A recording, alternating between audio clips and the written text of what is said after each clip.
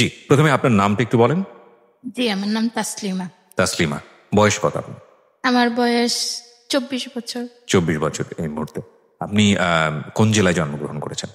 আমাদের বাড়ি হচ্ছে সিলেট সুনামগঞ্জ থানা।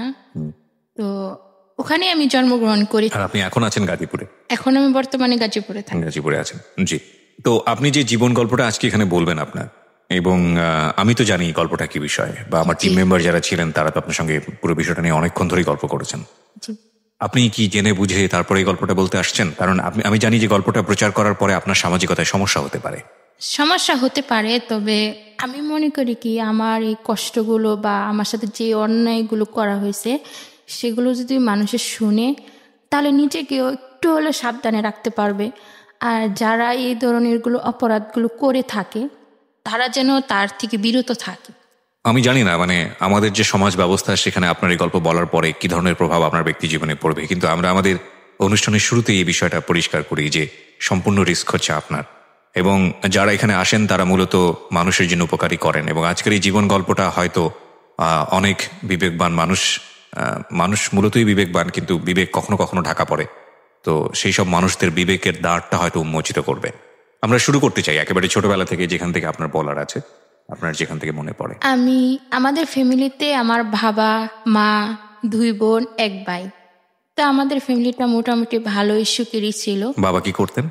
বাবা ইন্ডিয়া ব্যবসা করতেন, মানে ইন্ডিয়া থেকে কাঠ এনে তারপরে বাংলাদেশে বিক্রি করতেন। আচ্ছা, মোটামুটি ব্যবসা ভালোই ছিল। জি। তো আমি ছোটবেলা থেকে একটু অন্যরকম ছিলাম, যে কখনো আমার মা আমাকে বলতেন না যে তুমি আরবি পড়তে চাও। আচ্ছা, আমি নিজে থেকেই যেতাম। কখনো আমার স্কুলে যাওয়ার কথা আমার মা আমাকে বলেনি, আমি নিজে থেকেই যেতাম। আচ্ছা। যখন আমি ক্লাস 1-এ পড়ি তখন আমার বাবা মানে 10,000 টাকা আমার আম্মুকে দেয়, বলে যে এই টাকাগুলো রাখো, কালকে মাল কিনতে হবে। আচ্ছা। তো আমার ভাইয়া আবার ওই দৃশ্য দেখে। তখন আবার আমার ছোট্ট একটা বোন হয়, 2 মাস বয়স। তো আমরা 3 বোন 1 ভাই। তো আমার আম্মু আমার ছোট বোনকে দোলানিতে শুয়ে দিয়ে মানে নদীতে গোসল করতে যায় আমাদেরকে নিয়ে। আমার ভাইকে বলে যায় যে তুমি একটু তোমার বোনকে দেখো। আমার ভাই কি করে, ওই সুযোগে ওই 10,000 টাকা নিয়ে সে পালিয়ে যায়। কোথায় যায় সে কেউ বলতে পারে না। আমার আম্মু অনেক কাঁদে, তাকে অনেক খুঁজে, কিন্তু কোথাও তাকে পাওয়া যায়নি। তো আমার বাবা একটু অন্যরকম ছিলেন, কারণ মেয়েদের পড়াশোনা করা বা ছেলেদের লেখাপড়া করানো এগুলো মানে পছন্দই করতেন না। আমার মা পছন্দ করতেন কিন্তু বাবা পছন্দ করতেন না। তো আমার ভাইয়া চলে যাওয়ার পর প্রায় 1 বছর মানে নিখোঁজ থাকে। তা আমার মা অনেক কান্নাকাটি করেন যে আমার ছেলেটা কি বেঁচে আছে নাকি মরেই গেছে। তো বাবা বলতেন যে ঠিক আছে, আমি তোমার ছেলেকে খুঁজে নিয়ে আসবো। আপনার ভাইয়া যখন এরকম পালিয়ে যায় তখন তার বয়স কত?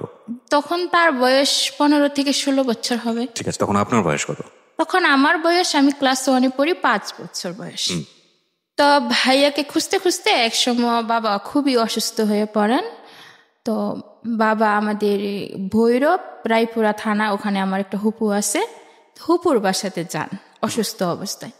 তো ওখানে গেলে আমার হুপু দেখে চিকিৎসা করায় কিন্তু ভালো হয় না। জি।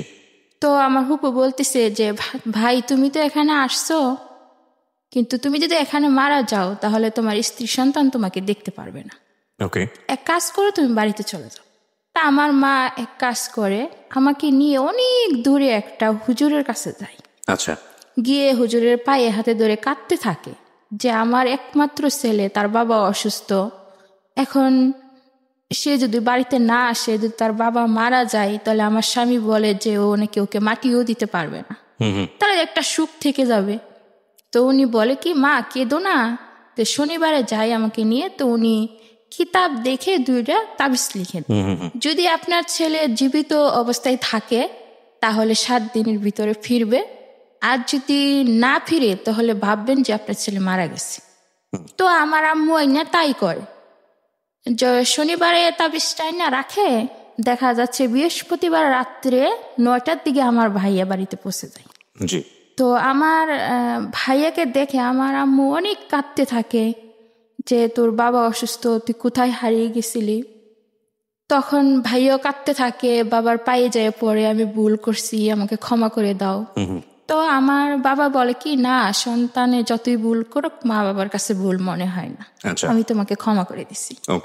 তো আমার ভাইয়া আসার পরে 21 দিন পরে কি আমার বাবা মারা গেছে। তো আমার অনেক কষ্ট লাগে যে অল্প বয়সে, এত ছোট্ট বয়সে আমার বাবাকে আমরা হারিয়ে ফেললাম। তো এমনিতে অভাবের সংসার বেশি একটা উন্নত ছিল না। আমার ভাই আমার মা দুজনে রুজি করে, একটু জমি ছিল, ওগুলা কিছু বিক্রি করছে, আর কিছু বাড়িটা ছিল। ওরকম করে আমাদের দেখা যায় 5 পর্যন্ত পড়ানোর মোটামুটি আমার মা আমাদের নিয়ে চলতেছে। ঠিক ওই অবস্থায় আমার 5-এর পরীক্ষা শেষ। তো আমার ভাইয়া চট্টগ্রামে থাকতো, ওখানে থেকে কাজ করত। ওখানে আবার আমার বাবা আমার মাকে বিয়ে করার আগে আরেকটা বিয়ে করছিল। তো উনার মানে আমার বড় আম্মু মারা গেছে। তো ওনার আবার একটি মেয়ে আছে, উনিও আবার চট্টগ্রামে থাকে, ওনার ওখানেই বিয়ে হয়। আমাকে নিয়ে আমার ভাই ওখানে যায় বেড়ানোর জন্য। তা আমি বেড়াতে যাই, আপার বোনের বাসায় থাকি। তো বোনের একটা দেওর আছে, মানে উনি মাঝে মাঝে আসতেন। তখন আমার বয়স মনে করেন 10 বছর বয়স। কিরকম জানি খারাপ নজরে তাকাইতেন আমার দিকে। তো আমার কাছে খুবই যন্ত্রণা মানে মনে হইতো যে ওই লোকটা এরকম কেন, এইভাবে তাকাচ্ছে কেন আমার দিকে। এক পর্যায়ে ও কি করে আমার হাতে ধরে টেনে ধরে আমাকে। তা আমি কোনো রকমের ছুঁইটা পালাইয়া যাই। তো আমি ভাইয়াকে বলি, ভাইয়া আমার না এখানে থাকতে ভালো লাগে না, আমি বাড়িতে চলে যাব, আমি এখানে থাকবো না। তো ভাইয়া আবার 2-3 মাস পরে আমাকে সিলেট নিয়ে আসে, বাড়িতে চলে আসি। আসার পরে আমি আমার মামার ক্ষেত আছে, মানে আলু করে, অনেক কিছু চাষ করে ওরা, ওদের ওখানে যাই মানে আলু তোলার জন্য। তো মামা বলে কি যে না, তোরা আলু তুলবি না, তোদের আলু তোলার কোনো প্রয়োজন নেই, তোর মা ভালো না। তো এই কথাটা বলার পরে আমার অনেক খারাপ লাগে যে আমার মা ভালো না, কি করছে আমার মা, কাকে প্রশ্ন করব। একদিন মা বড়ই পারতে বড়ই গাছের তলায় যায় আর কি, অনেকটা দূরে। মানে মাকে কিভাবে প্রশ্ন করব, আর একাকি কোথাও আমি মাকে পাচ্ছি না যে এই প্রশ্নটা আমি করব। তো ওখানে যাওয়ার পরে আমি আমার আম্মুকে বলি যে মা, ওরা কি বলে এসব, লোকেরা বলে তুমি নাকি ভালো না, কি করছো মা তুমি? কই আমি তো কিছু করি নাই। তারপরে আমি মনে করেন সপ্তাহখানিক থাকার পরে আমি বুঝতে পারি এবং কি জানতে পারি যে আমাদের প্রতিবেশী একজন, মানে আমাদের সম্পর্কের দুঃসম্পর্কের মামা হয়, তার সাথে আমার মায়ের বিয়ে হয়ে যায়। তো আমার ভাইয়া আসছে, আমার ভাইয়া বাজারে ঘাটে যায়, সেও শুনে তার কাছে খুবই খারাপ লাগে, সম্মানে বাদে। তো আমার ভাইয়া এক পর্যায়ে রাগ করে বাড়ি বিক্রি করতে চায়। তো গ্রামের লোকজন কিছুতেই বাড়িটাকে বিক্রি করতে দেয় না। তো বলে কি, তুমি যখন বিয়ে বসে গেছো আমাদের দিকে তাকাইলে না, তাহলে আমার ভাই বোন নিয়ে আমি যেদিকে চোখ যাই আমি ওদিকে চলে যাব। তো উনি কি করেন, আমাদের 3 বোনকে নিয়ে চলে যেতে চাই। তো আমার ছোট্ট বোনটা ছোট্ট ছিল, 3 বছরের মতন। তো ওকে রেখে দেয় গ্রামের মানুষ, কিন্তু আমাদেরকে রাখেনি। তো আমরা 2 জনকে নিয়ে চট্টগ্রামে চলে যাই। যাওয়ার পরে আমি এত ছোট যে কোথায় যে কাজ করব সেটা আমার পক্ষে সম্ভব না, বা কেউ আমাকে নিবেও না।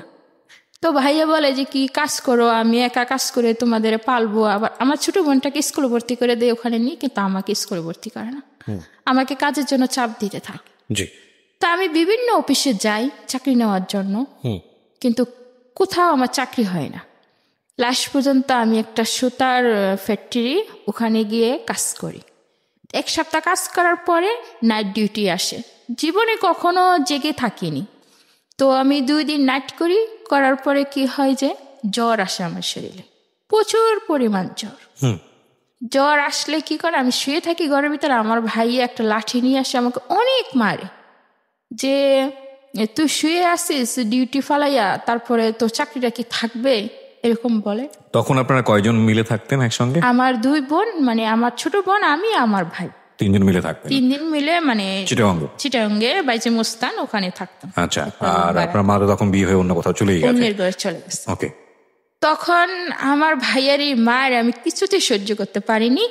তো মায়ের খেয়ে আমি আমার এই সৎ বোনের কাছে যাই, যে বলে যে আপা তুমি আমার যে কোনো একটা কাজের ব্যবস্থা করে দাও। সৎ বোনটাকে মানে আমার বাবার আগের তরফের ও মেয়ে আগের তরফে ওনার একটা বিয়ে ছিল। আচ্ছা, হ্যাঁ। বিয়ে ছিল, মানে উনি মারা গেছে। তো উনার একটা মেয়ে থাকে, তো উনি আমাদেরকে বেশি একটা কেয়ার করতেন না, মানে দেখতে পারতেন না, আশ্রয়ও দিতেন না, ভালোবাসতেন না আমাদেরকে। তবুও আমি ওনার কাছে যাই বলি যে আমাকে একটা চাকরি দাও বা একটা কাজ দাও, আমি ভাইয়া আমাকে মারে, আমি ওখানে থাকবো না। তো উনি কি করেন, ওনার একটা দুঃসম্পর্কের একটা মেয়ের সাথে মানে ফিশারিতে নিয়ে চাকরি দেয় আমাকে। আচ্ছা, ফিশারিতে চাকরি দেওয়ার পরে আমি কাজ করতে থাকি টানা সকাল 8টা থেকে রাত 8টা পর্যন্ত ডিউটি, 1500 টাকা বেতন। জি। তো ওখানে আবার থাকার কোয়ার্টার আছে, আবার ওখানে খাওয়া দাওয়ার মানে ব্যবস্থা ভালো, 600 টাকা মাসে কাটে। তো মেয়েদের সাথে ওখানেই আমি থাকতাম। তা আমার বোন কি করতো, আমার যে সৎ বোন আমাকে নিয়ে চাকরি দিছিল, উনি ওখানে যাইতেন, যে আমি চাকরি করতাম, উনি মাসে মাসে টাকাটা নিয়ে আসতেন। জি। তখন ওখানে আমাদের মেয়েদের সাথে পরিচয় হতে হতে তখন মেয়েরা আমাকে বলতেছে যে তুমি এত কষ্ট করে কাজ করো, এক সেট জামা কাপড় বানাইতে পারো না, কিছু না, তোমার বোন এসে টাকা নিয়ে যায়, এই মাসের থেকে তুমি আর টাকা দিবা না, আমাকে শিখিয়ে দে। তো ও আসে টাকার জন্য, আসলে আমি বলি কি না, তোমাকে টাকা দিব কেন, কষ্ট করে আমি কাজ করব আর তুমি টাকা নিয়ে যাবে, সেটা হয় না, আমি এবার জামা কাপড় বানাবো। তখন আমি কেরানিকে গিয়ে বলি যে আপনি আমার বোনের হাতে বেতন দেন কেন, আমার বোন কাজ করে না, আমি কাজ করি, তুমি এই কাজ করো, তাহলে টাকা আমার কাছে দিবে। তো ওরা কি করে, এক পর্যায়ে আমার বোন টাকা না পাওয়ার কারণে ও আমাকে জুতো দিয়ে ওখানেই মেরে আসে। আচ্ছা। তো আমার ভাই 3 মাস 6 মাস পর পর আমাকে দেখতে যেত, কিন্তু দেখতে যেত না, আসলে টাকা আনতে যেত। কখনো ভাবতো না যে আমার একটা ছোট বোন আছে, তার জন্য একটা জিনিস কিনে নিয়ে যায়, এরকম কিছু করতো না। তো সবাই বলতো তোর কেমন ভাই কেমন বোন, ওরা তোর কথা ভাবে না কখনো, শুধুই টাকা নিতে আসে। তো আমার মনে অনেক কষ্ট লাগতো, মাও হারিয়ে গেল, ভাইয়ারও এরকম করে, বোনও এরকম করে, আমি কার কাছে যাব, কিভাবে আমি জীবনে বাঁচবো। তো ওখানেই আমি থাকি, এইভাবে থাকতে থাকতে প্রায় 1.5 বছর থাকি। থাকার পরে ওখান থেকে না বের হতে দেয় না ছুটি। আচ্ছা, কত টাকা মাইনে পেতেন? 1500 টাকা। 1500 টাকায় সারা মাস এরকম পরিশ্রম করে? জি, 1500। ওকে। তো ছুটি না পাওয়ার কারণে মানে আমরা এক সময় অনেকটা বড় হয়ে যাই আর কি। তো ওখানে আবার মনে করেন মেয়েদের সাথে চলতে থাকতে থাকতে আমি আবার অনেকটা বড় হই, আবার অনেকটা চালাকও হয়ে যায়। অবস্থায় আছেন এবং মোটামুটি আপনি বোঝেন, বড় হয়ে গেছেন তখন। জি, তারপর? জি, তখন ওখানে মেয়েদের সাথে মিশতাম, চলতাম, ভালোই কাটছিল সময়গুলো। তো ওখানে একটা ছেলে আসে, মানে তাদের বাড়ি হচ্ছে বরিশাল। তো ও আসার পরে না অনেক দেখতে শুনতে খুবই ভালো ছিল, স্মার্ট ছিল, তো সবাই ওকে পছন্দ করত। তো সবাই কথা বলতো, কিন্তু আমি তার সাথে কখনোই কথা বলতাম না। আর আমার একটা সুনাম ছিল ওই অফিসে, যে আমি কথা কম বলতাম এবং ভদ্রতা ছিল বেশি আমার মাঝে। যে ছাড়েরা আসতেন ওখানে, সব ছাড়েরা আমাকে বেশি স্নেহ করতেন এবং ভালোবাসতেন। তো ওর নাম ছিল লিটন, আমার সাথে আরেকটা মেয়ে ছিল, ওর নাম ছিল আকলিমা। তো নিজে নিজে চিঠি লেখে মানে আমাকে বলতেছে যে ওই ছেলেটা আমাকে একটা চিঠি দিছে। তো আমি বলতেছি ওই ছেলেটা তোমাকে চিঠি দিবে, আমি বিশ্বাস করি না। তো ও আমাকে হিট লাগাইতেছে যে আমাকে দিবে না তো কি তোমাকে দিবে, আমাকে হ্যাঁ আমাকে দিবে। ছেলেটার নাম কি ছিল? লিটন। লিটন। তো আমি বললাম, ও আমাকে সাথে চ্যালেঞ্জ করতেছে যে 1 সপ্তাহ টাইম, যদি তুই এই চ্যালেঞ্জে জিততে পারস তাহলে আমি তোকে 1000 টাকা খাওয়াবো, আর যদি তুই হেরে যাস তাহলে আর তুই আমাদেরকে 1000 টাকা খাওয়াবি। ওকে। মানে এরকম একটা বাজি ধরে আর কি আমার সাথে। তো আমি কই ঠিক আছে। তো ছেলেটা দিনে ডিউটি করতো, আর আমরা নাইট ডিউটি করতাম। তো ওরা বের হতো আর আমরা ঢুকতাম, ঠিক ওই অবস্থায় ওর সাথে আমার দেখা হতো বেশিরভাগ সময়। তো আমি আগে থেকে বুঝতে পারতাম যে ছেলেটা আমাকে অবশ্যই পছন্দ করছে। তো আমি ওকে দেখেই হাসতাম। তো ওরকম হাসতে হাসতে 1-2 দিন পরে ও কি করে নাইট শিফটে চলে আসে। তো আদার পিসের কাজ হতো ওই অফিসে বেশিরভাগ। আদার পিসের কাজ হইলে দেখা যাইতো কি ওরা আর আমরা একসাথে মিলেমিশে কাজ করতে হইতো। মানে আমি, আমার আরো 2টা বান্ধবী ছিল, সুমি, জমিলা, আমরা 3 জনই এক সমান সমবয়সী ছিলাম।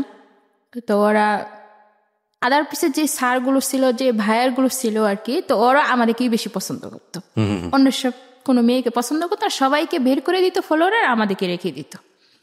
তো আমরা ওই কাজগুলো করলে স্যারেরা আমাদেরকে বোনাস দিত। জি। তো এইভাবে ওই ছেলেটা মানে আস্তে আস্তে ওর সাথে আমার কথা হয়। কথা হইতে হইতে একদিন আজানের আগেই কাজ শেষ হয়ে যায়। আচ্ছা। তখন ওর একটা বন্ধু দিয়ে ওই অফিসের মধ্যে, আবার বিদেশি অফিস ছিল, তো অনেক ফুলের বাগান ছিল, দেখতে খুবই সুন্দর ছিল অফিসটা। তো ফুল আইনে আমার সামনে ধরে রাখছে। আমি বলতেছি কি ব্যাপার, ফুল আসলো কই থেকে, আপনি আমাকে ফুল দিচ্ছেন কেন? আমি তো দেই নেই, একজন তোমাকে ফুলগুলো দিচ্ছে। কে দিচ্ছে? লিটন। আমি তখনও 1 সপ্তাহ পূর্ণ হয়নি, 1 সপ্তাহ পূর্ণ হতে 2 দিন বাকি আছে। তো ফুলগুলো দেওয়ার পরে আমি নিছি, মানে আমি তাকে বুঝাইছি যে আমিও তাকে পছন্দ করি। জি। পরের দিন ও আমাকে একটা চিঠি দেয়। চিঠিতে অনেক কিছু লেখা থাকে যে ও আমাকে পছন্দ করে, ভালোবাসে। তখন এই চিঠিটা আমি আবার আমার ওই যার সাথে আমি মানে বাজিয়ে রাখছি তাকে পড়ে শুনে, আমাকে শুনো, তুমি আমাকে 1 সপ্তাহ সময় দিছিলে, আর 1 সপ্তাহের মধ্যেই আমি কিন্তু জিতে গেছি। তারপরে ও আমাকে 1000 টাকা দেয়, দিলে আমরা সবাই বান্ধবীরা মিলে খুব মজা করে খাই, মানে অনেক কিছু কিনে খাই।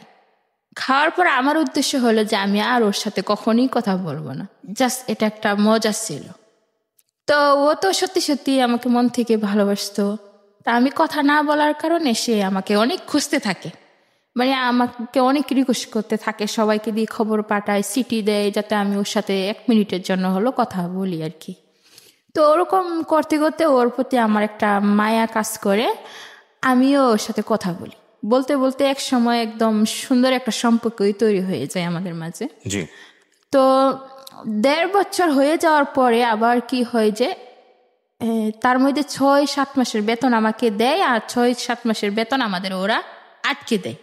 মানে আমরা ওখানে থাকতে চাচ্ছি না, মানে আমরা চলে যাব অন্য কোথাও। আচ্ছা। ওই গৃহবন্দী হয়ে থাকতে আমাদের ভালো লাগে না। আর ওদের কথা হচ্ছে যে ওই 3টা মেয়ে খুবই ভালো কাজ পারে, আমরা কখনো ওদেরকে হাতছাড়া করব না। তো আমাদেরকে ছুটি দেয় না, ওখানেই মানে বন্দী হয়ে থাকতে হয়। তো একদিন সকাল সকাল কাজ শেষ হয়ে যায়, তা আমরা বুদ্ধি করি, আমি, জমিলা আর সুমি, যে আমরা এখান থেকে পালিয়ে যাব। বেতন যা আছে এগুলো সব ফেলেই পালিয়ে যাব, এখানে থাকবো না, গৃহবন্দী হয়ে থাকতে ভালো লাগে না।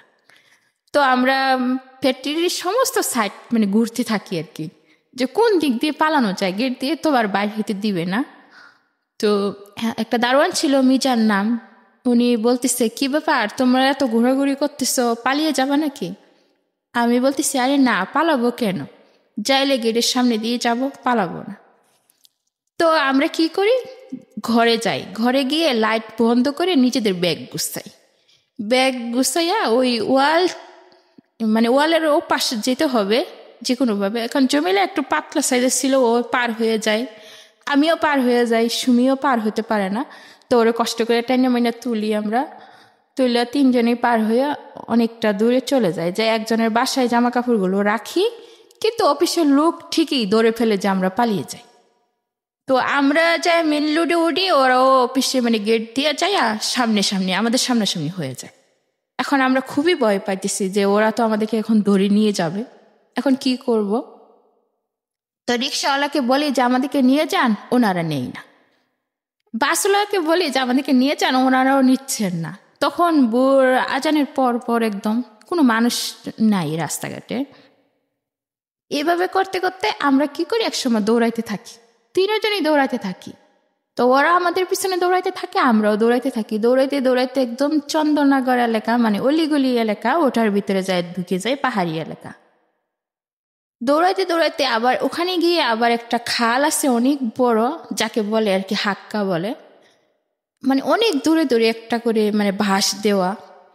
তো জমিলা ওই হাক্কাটা পার হয়ে যায়, কিন্তু আমরা 2জন আর পার হতে পারি না। তো আমরা থেকে যাই, তো দেখি কি ওরা চলে আসতেছে। এই অবস্থায় কি করি, পাশে একটা মানে বাড়ি ছিল, ও বাড়িতে যে আমরা ঢুকে যাই, ওরা খালি দরজা খুলে, আর আমরা গিয়ে কি করি, আমি যে দরজার পিছনে লুকাই, ও যে একদম খাটির নিচে লুকাই। তো ওরা কি করে, আইসা আমাদের ধরে ফেলে। আমরা 2জনকে ধরে তারপরে আমরা বলি কি না, আমরা যাব না, তোমরা ওখানে বেতন দেয় না, আমাদেরকে ছুটি দেয় না, এই জন্য আমরা পালাইছি, তোমরা আমাদেরকে ধরে নিতে আসছো কেন, আমরা যাব না। ওদের উদ্দেশ্য হলো আমাকে ধরে নিয়ে যাবে। তা ওরা আমাদেরকে নিয়ে আসে অফিসের ভিতরে। আনার সময় আমাদেরকে হাতে ধরে ধরে আনতে চাই, পরে বলি কি খবরদার হাতে ধরবা না, কারণ আমরা তো চুরি করি নাই, তোমাদের কোনো জিনিস তো আর চুরি করি নাই, তো তোমরা হাতে ধরে নিয়ে গেলে মানুষে দেখবে, তাহলে কিছু মনে করবে। আমরা এভাবে যদি না ধরো আমাদেরকে ছেড়ে দাও, আমরা নিজে নিজে অফিসের ভিতরে যাব। অফিসের ভিতরে গেলে প্রথম অবস্থায় যা হয়, একটা দারোয়ান, ওই যে মিজান, ও আমাদের উপরে মানে আসে, মারতে আসে, যে তোরা পালাইলি কেন, সব চাপটা তো আমার উপরে পড়বে। মারতে আসলে আবার অনেক লোক আছে, তারা বাধা দেয়, আনে কেরানি আইনে কি করে, আমাদের একটা রুমের ভিতরে বন্দি করে রাখে। শুধু বন্দি করে রাখে না, উনি আইসার জাস্ট কয়েকটা থাপ্পড় মারে আমার গালে, যে আমি একদমই পড়ে যাই, যে পালাইলি কেন। আর সুমিকে তো কয়েকটা থাপ্পড় দিলে পড়ে যায়, ও পড়ে গেলে ওর বুকের উপরে পাড়া দিয়ে ধরে। কে করে কাজটা? কেরানি, মানে কন্ট্রাক্টদারও আছে, মানে যে কেরানি আমাদের দেখাশোনা করতো, বেতন দিত, উনি এই কাজটা করে। মানে বাসা থেকে কেন পালালি? মানে ওখান থেকে আমরা কেন পালাম, মানে কাজের ওই জায়গাটা থেকে কেন পালালি? জি, কাজের ওই জায়গা থেকে কেন পালালাম। তো বলে যে কি, মানে যে বুয়া রান্না বান্না করতো মেস, ওনাদেরকে বলে দেওয়া হয় ওদের দুইজনকে আজকে সারাদিনও খাবার দিবি না, এবং কি একটা ঘরের মধ্যে রেখে আমাদেরকে তালা মেরে দেয় পুরোপুরি। তো আমরা দুজন ওখানে সকালও খাবার নাই, দুপুর। আচ্ছা, আমি খাবারের জায়গায় আসছি, তার আগে একটু বলেন তোমাকে কাজটা কি ছিল আপনাদের? কাজটা ছিল মাছ প্যাকেট করা, যে মানে বিভিন্ন জায়গা থেকে অনেক ধরনের মাছ আসতো এখানে। এই মাছটা কোথায় যেত? ওটা বিদেশ যেত, বিদেশ চলে যেত। আচ্ছা, তো ওই ফ্যাক্টরিতে আপনারা মূলত মাছ প্যাকেট করার কাজ করতেন? আচ্ছা, ঠিক আছে, বলেন তারপরে আমরা না খেয়ে সারাদিন থাকি। তো সন্ধ্যা হয়ে গেলে মানে আমার খুবই খারাপ লাগে যে কখনো না খেয়ে থাকিনি, আজকে সমস্ত দিন না খেয়ে থাকলাম, বা ওরা আমাদের উপর মারধর করলো। তা আমি সুমি আবার পড়তে জানতো না, লিখতেও জানতো না, তা আমি তো আবার একটু লিখতে জানতাম। তো আমি একটা চিঠি লিখে জানালা দিয়ে ফেলে দিই। তো ফেলে দিলে কি হয়, যে কোনো একজন অবশ্যই চিঠিটা পাই, পাওয়ার পরে আমি চিঠিতে লিখি যে আমরা অনেক কষ্ট আছি, প্লিজ আমাদেরকে সাহায্য করুন। তো উনি এই চিঠিটা নিয়ে, যে জমিলা আমার যে বান্ধবীটা পালাইয়া গেছে, ওর বোনের কাছে যায়, যা বলে কি তোমার বোন আর ওই যে দুই বোন তারা পালাইছিল, কিন্তু ওরা তো জমিলা কোথায় জানি হারিয়ে গেছে, আর ওদের তো ধরে নিয়ে গেছে, ধরে নিয়ে অনেক মারধর করতেছে, না খাওয়াই রাখছে। তো ওনাকে আমরা আপা বলে ডাকতাম, ওনার নাম ছিল আমেনা, ওদের বাড়ি হচ্ছে কক্সবাজারে। তো উনি আবার আমাকে খুবই মায়া করতেন। তো ওনার কাছে যখন এই খবরটা যায়, উনি সহ্য করতে পারেন না, উনি একদমই থানায় চলে যান সঙ্গে সঙ্গে। আচ্ছা, থানায় গিয়ে পুরো ঘটনা বলার পরে তারপরে আমরা কি করে, রাত্রেও আমাদের খাবার দেওয়া হয় না, খাবার না দিয়ে ওই অবস্থাকে আমাদেরকে ডিউটিতে পাঠানো হয়। তো আমরা ডিউটিতে ঢুকি, মনে করেন 10টার থেকে 10:30 হবে টাইম। তো আমার খুবই মাথা ঘুরাইতেছে, সমস্ত দিন না খেয়ে রয়েছি, খুবই কষ্ট লাগতেছে, মানে আমি যে টেবিলে দাঁড়িয়ে কাজ করব আমার করতে পারতেছি না, সেই শক্তিটুকু নেই। তো আমি সুমিকে বললাম যে সুমি চল আমরা বাহিরে চলে যাব, কাজ করব না, মেরে ফেলবে। তো আমরা গ্লাস সিস্টেম অফিস ছিল, গ্লাসটা খুলে খালি বাহিরে হব, ঠিক ওই মুহূর্তে 2-3টা গাড়ি বা কয়েকটা স্কুটার আসলো, সবই পুলিশ ছিল, ওসি ছিল, 2জন উকিলও ছিল সাথে। তো ওরা আসার পরে দারোয়ান তো গেট খুলে না, দেখলাম কি গেট ভেঙে ভিতরে ঢুকে। তারপরে ওরা চলে আসার পরে মানে যাকে পাচ্ছে তাকেই মারতেছে, ভাঙচুর করতেছে, অনেক ভাঙচুর করতেছে পুলিশ। তো আমাদেরকে 2টা উকিল এসে আমাদেরকে খুঁজতেছে, যেখানে তাসলিমাকে, সুমিকে। তখন আমরা বললাম আমার নামই তাসলিমা, আমরা সুমি। তো উকিল 2জন আমাদের সাথে অনেক কথা বললো, যে তোমাদেরকে নাকি মারধর করছে। আমি বলি জি স্যার, আমাদেরকে মারধর করছে, না খাওয়াই রাখছে সমস্ত দিন।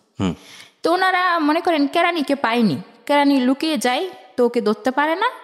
তো ওনারা চলে যাচ্ছে এক পর্যায়ে ভাঙচুর করার পরে। তো ওখানে আমি উকিলকে বললাম যে আপনারা তো চলেই যাচ্ছেন, আপনারা চলে যাওয়ার পরে হয়তো আজকে আমাদেরকে রাত্রে এখানে জবাই করে রাখবে। পরে বলে কি কার এত বড় সাহস যে তোমাদেরকে জবাই করবে। আমি বলি কি ওরা যখন আমাদেরকে হাত তুলতে পারছে, সারাদিন না খেয়ে রাখতে পারছে, তো মারতেও পারবে আবার। তখন উকিলের একটা ব্যবস্থা মানে ওসির কাছে বলল। তো ওসি ওই অফিসের একজন স্যার আর কি, যার মানে ক্ষমতা আছে ভালো, তো ওনাকে ডাইকা বলে কি এই মেয়ে 2জন আপনার জিম্মায়, যদি ওদের কিছু হয় তাহলে মনে করেন আপনার অনেক অবস্থা খারাপ হয়ে যাবে। তো ওই স্যার আমাদেরকে রিস্ক গুচ্ছা রাখে, যতদিন পর্যন্ত আমার বান্ধবী জমিলাকে খুঁজে না পাওয়া যাবে ততদিন আমাদেরকে অফিসে থাকতে হবে। তখন আমরা থাকি এখানে। তো জমিলা অবশ্যই কোথায় জানি ও হারিয়ে যায়, পাহাড়ের মধ্যে লুকিয়েছিল। তো লুকিয়ে থাকার পরে এক পর্যায়ে ও নিজের কানে একজন সোনার দুল ছিল, ওগুলো বিক্রি করার পর ও বাড়ি চলে যায়। ওরা আবার লুক রাইখা মানে পুলিশও যায়, ওকে বাড়িতে যায় খুঁজে পায়, তো ওরে আবার চট্টগ্রামে নিয়ে আসে। তো এইভাবে আসার পরে আমাদের 3 জনকেই কুড়ে নিয়ে যাওয়া হয় আর কি। আচ্ছা, কুড়ে নিয়ে যাওয়ার পরে আমরা সাক্ষ্য দিই যা যা হয়েছে। তো কুড়ের থেকে আদেশ করা হয়েছে যে মেয়েদের 1 বছরের যে টোটাল বেতনটা ওরা পাবে, সেই বেতনগুলো আমাদের উকিলের মাধ্যমে বা ওসি থেকে দেওয়া হবে, এবং কি প্রত্যেকটা মেয়েকে গার্জিয়ান অনুযায়ী বাড়িতে পাঠাতে হবে, আর যার গার্জিয়ান নেই তাকে পুলিশ সহকারে বাড়িতে দিয়ে আসবে। জি।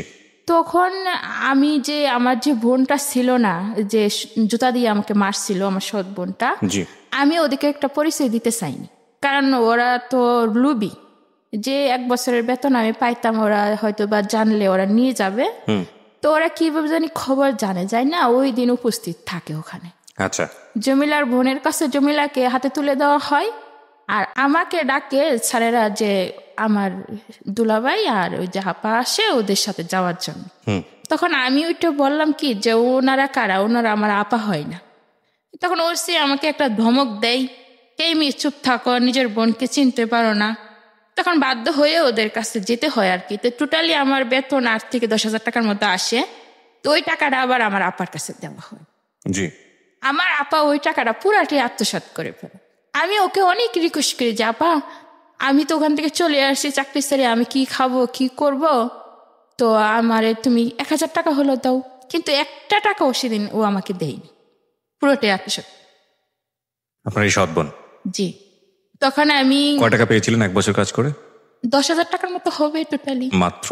আজকে মাত্র তো আমার জায়গা থেকে বা যারা শুনছেন তাদের অনেকের জায়গা থেকে, কিন্তু এই 10,000 টাকার জন্য ওকে 1 বছর পরিশ্রম করতে হয়েছে এবং সেই টাকাটাও আত্মসাৎ হয়েছে। গল্প কিন্তু এটা না প্রিয় শ্রোতা, গল্প সামনে। হ্যাঁ বলেন। তারপরে আমি ওখান থেকে মনে করেন মোহাম্মদনগর, যেখানে বলে মানে একজনের বাসায় আমি আশ্রয় নিই, তাকে আমি কাকা রাখতাম। উনি আমাকে মেয়ের মতোই স্নেহ করতেন। আচ্ছা। তো উনার বাসায় আমি থাকতাম। থাকার পরে আমি একটা ছোট একটা অফিসে চাকরি নিয়ে নিই, গার্মেন্টসে যেটা বলে, হেল্পারি করতাম। 900 টাকা বেতন, মাত্র 900 টাকা বেতন, মানে ওভার টাইম নিয়ে টোটালি মাসে 1500 টাকা, সেই আগের জায়গার মতোই 1500 টাকা পেতাম। 1,000 টাকা ওদের মানে খাওয়ার খরচ দিতাম, আর 500 টাকা থাকতো মাস শেষ হলে, ওটা দিয়ে আমার যা ভালো লাগতো তাই কিনতাম। তো এভাবে থাকতে থাকি। এক পর্যায়ে আমার ভাই বিয়ে করে। তখন বিয়ে করার পরে চট্টগ্রামে আবার যাই। যাওয়ার পরে আমি যে বাসায় থাকি ওই বাসার থেকে আমাকে নিতে আসলে আমি যাইতে রাজি হই না, কারণ আমি যখন বিপদে ছিলাম তখন তুমি পাশে ছিলে না, তুমি আমাকে মেরে ঘর থেকে বের করে দিছো, আমি এখন তোমার সাথে যাব না। এক পর্যায়ে আমার ভাই বলে কি, আপনারা ওরে জায়গা দিচ্ছেন কেন? যদি ওরে ঘর থেকে বের করে না দেন তাহলে আমি আপনাদের নামে মামলা করব। এক পর্যায়ে ওখান থেকে আমার ভাই আমাকে নিয়ে আসে, মানে ওই যে আমি চাকরি করি সেজন্য তাদের লোভে। তো ভাইয়ের এখানে আসার পরে দেখা যায় কি, আমাকে সকালে কাজ করতে হয়, বিকালে কাজ করতে হয়, অফিসে কাজ করতে হয়। তো আমার ভাবিও ভালো না, মানে ঠিক মতো বাজার করতো না। তা আমার কাছে অনেকই খারাপ লাগতো আর কি। তো এক পর্যায়ে আমি ওখান থেকে চলে যাই, নিজে নিজে একা একা একটা বাসা নিই। বাসা নেওয়ার পরে ওখানে আমি থাকতাম আর চাকরি করতাম। তো যেই বাসায় আমি থাকতাম ওই বাসাগুলো ছিল টিন সেট, মানে অল্প টাকা ভাড়া ছিল, 700 টাকা।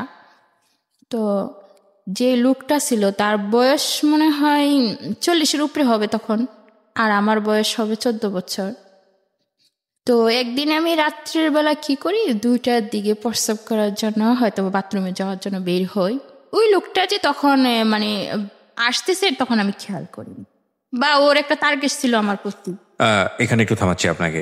যে লোকটা আপনি যে লোকটা সম্পর্কে বলছেন, এই লোকটা কি হতো বা আশেপাশে কোথায় থাকতো তারপর যদি একটু বলতেন। ওনার বাড়ি এটা, আর ওই ওনার লোকটারই বাড়ি? বাড়িতে আমি ভাড়া থাকতাম। ওনার বাড়িতে আপনি ভাড়া থাকতেন, এবং এই ভাড়া থাকা কি ওনার সঙ্গে যোগাযোগ করে আপনি বাড়িতে উঠেছিলেন নাকি কারো মাধ্যমে? ওনার সাথে যোগাযোগ করে না, মানে ওনারা রুম ভাড়া দিচ্ছে, আর আমার কাকা আমাকে ওই রুমটা নিয়ে। আচ্ছা আচ্ছা, যে ঠিক আছে। কাকা মানে কি সম্পর্কের কাকা? সম্পর্কের না, ওই যে বললাম যে আমাকে আশ্রয় দিছিল, তাদের বাসায় থাকছিলাম, ওই কাকাই আমাকে রুম। ঠিক আছে। তো আপনাকে যখন রুমটা নিতে তখন বাড়িওয়ালার সঙ্গে কথা বলেনি? যে বাড়িওয়ালার সাথেও কথা বলা হয়েছে, এবং ওনার ওয়াইফ আছে, ওনার একটা মেয়ে আছে, ওনার একটা ছেলে আছে। আমি তাদের নামগুলো বলি। লোকটার নাম হচ্ছে আনুমিয়া, আর ওর একটা মেয়ে ছিল, মেয়েটার নাম ছিল বেবি, এবং ছেলেটার নাম ছিল সাব্বির। ওকে। এবং তারা নাসিরাবাদ এলাকা, চট্টগ্রাম শান্তিনগরে তাদের বাড়িটা ছিল আর কি। ওকে, বলেন আপনি। তো আমি যখন ওদের বাড়িতে ভাড়া থাকতাম, এই অবস্থায় যখন ও আমাকে দেখে ফেলে রাতে 2টা বাজে, তখন সে আমার ঘরে ঢুকেছে। এক পর্যায়ে আলাদা থাকতেন, একা একা এক রুমে থাকতেন। তো আমার ঘরে ঢুকে গেলে আমি আবার বলি যে এত রাতে আপনি আমার ঘরে আসলেন কেন, কি দরকারে আসলেন? তো ও কিছু বলে না, কেমনি আসলাম।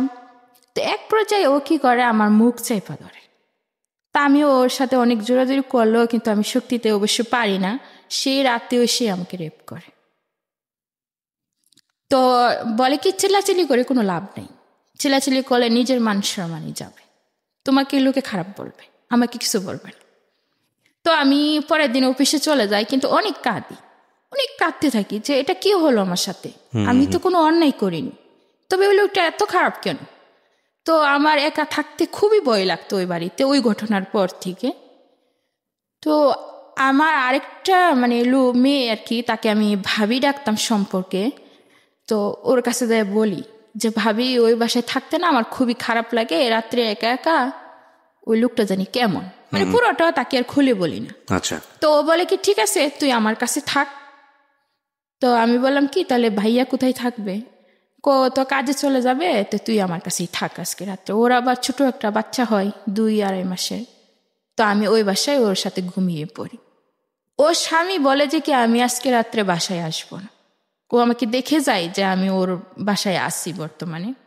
ও রাতের প্রায় 1টার দিকে চলে আসে, ওর হাজবেন্ড চলে আসলে এক পর্যায়ে আমি তো ঘুমিয়ে থাকি, আর কিছু বলতে পারতেছি না, কারণ সারাদিন কাজ করছি, আমার শরীর খুবই দুর্বল, আমি ঘুমিয়ে পড়ি।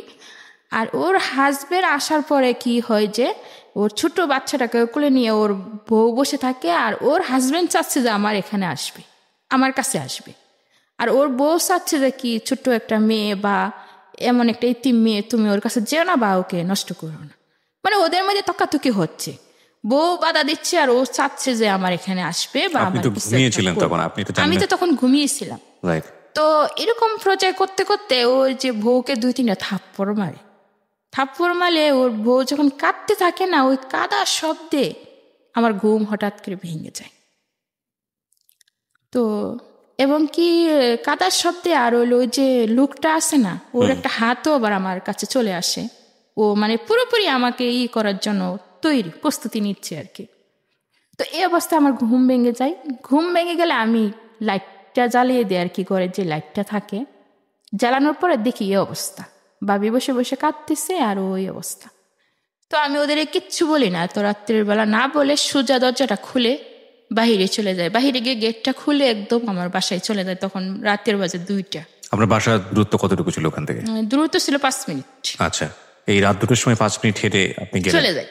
তখন আমার মাথায় প্রচুর রাগ ছিল যে কি করব না করব কিছু জানি না, কিন্তু আমাকে বাসায় যেতেই হবে। সিনারিটা লক্ষ্য করেন যে একটা মেয়ে যদি ফ্যামিলিতে শেল্টার না পায়, ফ্যামিলিতে যদি তার মাথার উপরে অভিভাবকের মতো কেউ না থাকে, তাহলে একটা মেয়ের জীবন কতটা ভার্নারেবল হয়। এবং এটা আমাদের এই জীবন গল্পে আজকে প্রথম না, আমরা আমাদের এই জীবন গল্পে অনেকবার এটা দেখিয়েছি, ভয়াবহভাবে দেখিয়েছি। আজকে হয়তোবা সেটা আরো এক্সট্রিম লেভেলে যাবে। এবং শুধু একটা কথাই বলতে চাই, খুব মনোযোগ দিয়ে শুনুন, সিচুয়েশন না, একটা মানুষের জীবনকে চিন্তা করুন। যখন তাসলিমা এই গল্পটা বলছে, তাসলিমাকে নিজের মধ্যে ধারণ করার চেষ্টা করুন যে তাসলিমার জায়গায় যদি আপনি হতেন তাহলে আপনার জীবনটা কেমন হতো। ও কিন্তু মানুষ, এবং যারা শুনছেন তারাও মনুষ্যত্বের পরিচয় দেবেন আশা করছি। ওকে, তারপরে আমি চলে যাই। যাওয়ার পর ওখানে গিয়ে অনেক কাঁদতে থাকি, সমস্ত রাত আমি কাঁদতে থাকি। কাঁদতে এক পর্যায়ে আমি ঘুমিয়ে পড়ি। তো ঘুমের মধ্যে আমার মনে হয় আমার বাবাকে আমি স্বপ্নে দেখি। আমার বাবা আমাকে বলতেছে যে মা তুমি এখান থেকে পালিয়ে যাও, এখান থেকে তুমি চলে যাও, নাহলে তোমার জীবন আরো শেষ হয়ে যাবে। তো আমি কি করি, বেতনের অপেক্ষা করি। বেতনটা হওয়ার পরেই আমি আমার মায়ের কাছে চলে যাই। আমার মা তখন সুনামগঞ্জে থাকেন না, তখন সিলেট কোম্পানিগঞ্জ থাকেন। তো ওখানে চলে যাই। যাওয়ার পরে দেখি আমার মা ওই সংসার, আমাদেরকে হারিয়ে আমার মা তার নিজের ভুল বুঝতে পারছে। বোঝার পরে সে ওই সংসার থেকে চলে আসছে, এবং ওই সংসারে গিয়ে আমার মার একটা মেয়ে হয়েছে। তখন ছিলাম আমরা 3 বোন, এখন হলাম 4 বোন। তো ওখানে যাওয়ার পরেও আমার ভাইয়া বিয়ে করে ফেলছে, তার সংসার নিয়ে ব্যস্ত। আমার মা একা থাকে, আমার 2টা বোনকে পালে, আবার 3 বোনকে পালে। এখন আমিও যদি ওখানে বসে থাকি তাহলে আমার মার এমনি অবস্থা খুবই খারাপ। আর আমাদের দেশে যে জমিটা ছিল আমার ভাই ওটা বন্ধক দেয়, বন্ধক দিলে আরেকজন ডুপ্লিকেট করে ওটা লিখে নেয়। তো ওই বাড়িটাও শেষ, এখন মানুষের বাড়িতে ভাড়া থাকতে হয়, খুবই অভাব সংসারে। তখন আমি 1 মাস থাকি ওখানে। থাকার পরে যেটা হয় আর কি, মেয়েদের যে মানে মাসে মাসে পিরিয়ড হয় আর কি, এটা হয়ই না। না হওয়ার কারণে আমি কাউকে জিজ্ঞেস করি, একজনকে জিজ্ঞেস করি, তখন সে পাত্তা দেয় না, বলে কি তুই তো আবিয়াতা মেয়ে, তোর কি হবে, মানে উনি আরো হাসে। তো ওই জিনিসটা আমি কারোর কাছে কিছু বলতেও পারতেছি না, বা জিনিসটা নিয়ে কোনো আলোচনা যে করব সেটাও পারতেছি না। মানে আপনার মধ্যে কি কোনো ভয় বা সংশয় ছিল, বা আপনি কি বিষয়গুলো জানতেন যে আমি এটা না হওয়ার মানে কি? অবশ্যই জানতাম না যে এভাবে, সেটাই আমার প্রশ্ন ছিল যে আপনি জানতেন না বিষয়টা। জানতাম। ওকে, তারপর? তো আমি ওখান থেকে আবার চট্টগ্রামে চলে যাই। যাওয়ার পরে ওখানে থাকি না, তখন আমি কাকার সাথে যোগাযোগ করি যে কাকা আমি শান্তিনগর আর থাকবো না। তখন কাকা এক জায়গায় চাকরি করতেন, ওখানে আমাকে একটা বাসা নিয়ে দেন। উনি কোনো খারাপ ছিলেন না, আমাকে নিজের মেয়ের মতোই দেন। জি। দেখার পর আমি ওখানে বাসা নেওয়ার পরে চাকরি হয় না। তো উনি বলেন কি যে ওনারা মেস হিসাবে থাকতেন, তো বলে তাসলিমা তুমি আমাদের মেসে রান্না করো, তুমি খাবে, তোমাদেরকে বেতনও দেব। তো এক বসে থেকে তো আর লাভ নেই। তো আমি ওই মেসে রান্না করতাম, সমস্ত দিন রান্না করতাম, 2 বেলা রান্না করতাম আর কি। তো ওই সন্ধ্যার আগে আবার বাসায় চলে যেতাম। তো কাকা আমাকে অনেক সময় একটু রেট হলে নিয়ে দিয়ে আসতেন বাসায়, খুবই ভালোবাসতেন। এরপরে যাই আরেকজন একটা লোক, মানে কাকার সাথে কাকার একটা ফ্রেন্ড হবে, ওর বাড়ি হচ্ছে রংপুর, নাম হচ্ছে হালিম। তো উনি আবার আমার কাকাকে বলে যে উনি কি আপনার আপন বাইস্তি? বলে কি না। তাহলে আপনি যখন ওকে এত কেয়ার করেন, এত ভালোবাসেন, তাহলে ওকে বিয়ে করে ফেলেন। তা আমার কাকার মাথায় কিন্তু এগুলো ছিল না কখনোই। তো কাকা বলে না, ওকে আমি নিজের মেয়ের মতো দেখি, কিভাবে আমি ওকে বিয়ে করব। তো বলে কি রক্তের তো কোনো সম্পর্ক নেই, তাহলে আপনি ওকে বিয়ে করতে পারেন। ওই লোকটার কথা শুনে কাকা আমাকে প্রস্তাব দেয় যে উনি আমাকে বিয়ে করবে। এদিকে আমার এই সমস্যাটা চলতেছে, তখন 2 থেকে 3 মাস হয়ে গেছে। তখনও আমি মানে আমার মাথা ঘুরায় বা বমি হয়, এগুলো আর লক্ষ্য করলেও আমি বুঝতে পারি না যে আমি আসলে মা হতে যাচ্ছি। তখন এভাবে 4 মাসের মতন হয়ে যায়, এভাবে 5 মাসের মতোই হয়ে যায়। তখন কাকারে অনেক বুঝাই আমি, আমাকে কাকা আপনি মানুষের কথা শুনে আমাকে বিয়ে করার চেষ্টা করতেছেন, এগুলো ঠিক না। ওই দিকে আবার হালিম যে লোকটার কথা বললাম, ও আবার আমার দিকে সবসময় নজর দিত, আর ও আমাকে মানে সম্পর্ক করার চেষ্টা করতো আর কি। তো 5 মাসের পরে যেটা হয়, নাভির গোড়াতে একটু একটু লড়তো আর কি, বাচ্চা তো লড়ে। তো আমি অনেকটা ভয় পেয়ে যাই, কারণ এরকম লড়ে কেন, কি লড়ে। তখন আমি এই জিনিসটা কাকার কাছে অবশ্য শেয়ার করতে পারি না, শেয়ার করি হচ্ছে হালিমের কাছে। তো উনি কি করে, আমাকে নিয়ে একটা ডাক্তারের কাছে যায়, যাই পরীক্ষা করে দেখে 5.5 মাস আমি প্রেগনেন্ট। তখন উনি কাকাকে ফোন দিয়ে বলে তাসলিমা তো এই সমস্যা। কাকা আমাকে জিজ্ঞেস করে যে বাচ্চা এটা কিভাবে হলো বা কার। তখন আমি কিছুই বলতে পারতেছি না, কার কথা বলবো, কি বলবো, মানে ওই কথাগুলো আমি বলতে পারতেছি না যে ওই লোকটা আমার সাথে এগুলো করছে, মানে সবসময় চুপ করে থাকতাম।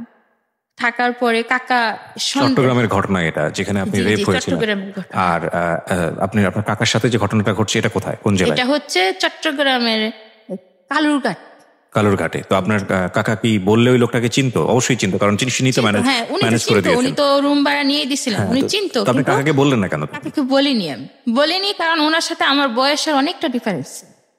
আমার মনে হতো কি, যদি আমি ঘটনাটা বলি তাহলে কাকারা আমাকে দেখতে পারবে না, আমাকে খারাপ মনে করবে, আর হচ্ছে ওনার সাথে হয়তো আমাকে বিয়ে দিয়ে দিবে, বা এগুলো নিয়ে আলোচনা হলে সামাজিকভাবে আমি অনেক লাঞ্ছিত হব, মানে ওরকম কিছু ভাবতাম। কিন্তু আমি যে কত বড় লাঞ্ছিত হতে যাচ্ছি সেগুলো আপনার মাথায় ছিল না? আমার মাথায় ছিল। কত সালের ঘটনা এটা? এটা হচ্ছে 7 সালের, 2007 সাল। আমি কাকার যখন না বলি, তখন কাকা সন্দেহ করে যে ওই হালিমের সাথে হয়তো বা আমার কোনো সম্পর্ক আছে। তো হালিমকে বলে যে তুমি ওকে বিয়ে করবা। তো এক পর্যায়ে ওকে বাধ্য করায় যে আমার সাথে মানে আমাকে বিয়ে করার জন্য। তো আসলে তো ও জড়িত না এগুলোর মাঝে। তো একটা কাজীও না, মানে একটা হুজুর রেখে আইনা ওর সাথে আমার বিয়ে দিয়ে দেয়। এটা বিয়ে কিনা আমি জানি না, তবে কলমা পড়ায়, তারপরে কবুল পড়ানোর পরে যে কিছুদিন পরে মানে এটা রেজিস্ট্রেশন করা হবে। তখন ওর কাছে টাকা ছিল না। হালিম এটা মেনে নিল? হালিম এটাকে মেনে নিল, মানে আমি একটা অসহায় দেখে ও মন থেকে মেনে নেয়নি, কিন্তু মানুষের চাপে এটা মেনে নিতে সে। ও তো বিবাহিত ছিল। বিবাহিত ছিল, দেশের বাড়িতে ওর ওয়াইফ ছিল। তো যখন ও আলাদা একটা রুম নেই, তখন সে আমাকে বলে নীরবে যে তাসলিমা তুমি বলো এটার জন্য কি আমি দায়ী? আমি বলি যে না। তাহলে কেন আজকে আমার এই অসম্মান? আমি কি দোষ করছি আমার? তার মানে এখানে একটা পয়েন্ট আছে, সেটা হচ্ছে যখন আপনার কাকা হালিমকে চাপ দিচ্ছিল তখন আপনি চুপ ছিলেন। আমি চুপ ছিলাম, তখন এই পরিস্থিতিতে আমার কিছুই বলার ছিল না এবং আপনি সুযোগটা নিয়েছেন। এটা আজকে অস্বীকার করার কোনো উপায় নেই। প্রিয় শ্রোতা, পয়েন্ট রাখবেন এখানে। আমি বারবারই বলি, জীবন গল্প যারা বলতে আসেন এখানে, তিনি যে ঘটনাটা জীবনে ঘটিয়েছেন সেটাই এখানে বলেন। তিনি নাটকের কথা চিন্তা করেন না, সিনেমার কথা চিন্তা করেন না, তার জীবনে যেটা প্রয়োজন যেটা ঘটে গেছে সেটাই বলেন। সুতরাং এখানে বাক থাকবে কি থাকবে না, সাসপেন্স থাকবে কি থাকবে না, সেটা একান্তই তার বিষয়। যদি তার জীবনে সাসপেন্স থাকে তো থাকবে, না থাকলে থাকবে না। তার জীবনে যেভাবে ঘটে গেছে সেটাই। যদি একটা নদীর মতো হয়, সেই নদীতে ঢেউ থাকলে থাকবে, না থাকলে থাকবে না। এবং এতক্ষণ পর্যন্ত যেটা শুনছিলাম তাসলিমার জীবন গল্প, সেখানে অন্যরকম একটা মায়া হচ্ছিল তাসলিমার প্রতি, ভালো লাগছিল, ভালোবাসা তৈরি হচ্ছিল। কিন্তু যখন দেখি যে তাসলিমা যাকে আসলে দোষ দেওয়ার কথা উচিত ছিল তার কথাটা গোপন করে যখন হালিমকে অ্যাকিউজ করছে তাসলিমার কাকা, তখন সে এক ধরনের চুপ আছে। চুপ থাকা মানেই তার চাচা ধরে নিয়েছে তার মানে হালিম এই কাজটা ঘটিয়েছে, এবং তখন হালিমকে বাধ্য করেছে বিয়ে করতে। তখন কোনো না কোনোভাবেই আমাদের জায়গা থেকে তাসলিমাকে অপরাধী মনে হয়, সেটাই স্বাভাবিক। এবং গল্পটা এখানেও না, গল্প শুরু হয়েছে মাত্র, গল্পটা কোথায় গিয়ে থামবে সেটাই দেখার বিষয়। এক পর্যায়ে হালিমের সঙ্গে আপনার বিয়ে হয়ে গেল এবং হালিম আপনাকে জিজ্ঞেস করছিল যে আসলেই সে তো নির্দোষ। তখন আপনি যেটা বলছিলেন, হ্যাঁ বলুন। তখন আমি বললাম তাকে যে না, আপনি তো ওই জন্য দায়ী না। তো উনি আমাকে জিজ্ঞেস করলো যে কেন তাহলে এগুলো করলে, আমাকে কেন ফাঁসালে? রাইট। তখন আমি বললাম যে না, আমি আপনাকে ফাঁসাইনি। তো আমি এক পর্যায়ে ওনার কাছে যেটা বলতে গেলে আশ্রয় চাই, যে আপনি আমাকে একটা অসহায় মেয়ে হিসাবে বা বন্ধু হিসাবে আশ্রয় দেন, আমি আপনার কাছে আশ্রয় খুঁজছি। পরে সে শিক্ষিত ছিল, মানে বিয়ে পাশ ছিল, তার মনে এক পর্যায়ে সে আমাকে আশ্রয় দেয়। তার সাথে আমার কোনো স্বামী স্ত্রীর সম্পর্ক ছিল না, ওই দিক থেকে ও খুবই ভালো ছিল। যখন আমার বাচ্চা মানে 8 মাস গর্ভাবস্থায় আমি, তো তখন কি বলছিল যে বাচ্চাটাকে নষ্ট করতে ফেলতে? তখন সে বলছিল এক পর্যায়ে যে বাচ্চাটা কি নষ্ট করা যাবে কিনা। তখন মেডিকেলও নিয়ে গেছিল, তো মেডিকেল বলতেছে যে 8 মাস হয়ে গেছে প্রায়, বাচ্চাটা নষ্ট করা যাবে না। তখন ও আমাকে বলে যে তাসলিমা দেখো, আমি একটা ছেলে মানুষ, যদি তুমি এখানে থাকো তাহলে আমি তোমার জন্য কি বা করতে পারবো, আর এই অবস্থায় তুমি কি চাও আমার কাছে? আমি অনেক বিবেচনা করে দেখলাম যে একজন অপরাধ করবে আর একজন তার দায়ী নেবে, তা তো কখনো হতে পারে না। তখন আমি ওকে বললাম যে আপনি আমাকে এক কাজ করেন, ট্রেনের টিকিট কেটে আমাকে গাড়িতে তুলে দেন, আমি বাড়ি চলে যাব। পরে ও আমাকে টিকিট কেটে দেয়, গাড়িতে উঠিয়ে দেয়, তখন আমি বাড়ি চলে যাই। বাড়িতে যাওয়ার পরে আমার মা আমাকে কিছুই বলে না, কারণ তখন আমি বিপদে ছিলাম। তো আমাকে জিজ্ঞেস করে যে কিভাবে কি হয়েছে। তখন আমার মিথ্যে বলতে হয় এক পর্যায়ে আর কি, যে আমার বিয়ে হয়েছে বা আমার স্বামী আমাকে গাড়িতে উঠে দিয়ে গেছে তাই আমি আসছি, না হয়তো দেশের বাড়িতে মান সম্মান থাকবে না। তো এভাবে 8 মাস 9 মাস পার হয়ে যায়। পার হলে আমার ছেলে বাচ্চা জন্ম নেই। মানে আপনি ভেবে চিন্তেই বাচ্চাটার জন্ম হলো আপনার? জি, বাচ্চাটার জন্ম নেই। বাচ্চাটা জন্ম নেওয়ার পরে যা হয়, আমার মা, আমার ভাই বোন, ওরা অবশ্যই কেউ আমাকে দেখতে পারে না। তো আমার খুবই রাগ হয় যে আমার বিয়ে হলো না, সংসার হলো না, তো বাচ্চা হলো কই থেকে? তখন আপনি বুঝতেছেন না বিষয়টা? হ্যাঁ, তখন বুঝতেছি যে বাচ্চারা এইভাবে এই কারণে হয়েছে। তো বাচ্চা যে হইল, এই বাচ্চা নিয়ে আমি কি করব? এই বাচ্চা আমি কার পরিচয়ে পৃথিবীতে মানুষ করব, বা এই বাচ্চাকে কে লালন পালন করবে? তখন আমার এগুলো মানে মাথার ভিতরে কাজ করতেছে যে তখন আমি কেন বললাম না এগুলো, বললে হয়তো সংশোধন হতো। আজকে চুপ থেকে আমার লাইফটাকে আমি নিজেই শেষ করে দিলাম, এখন আমি কি করব?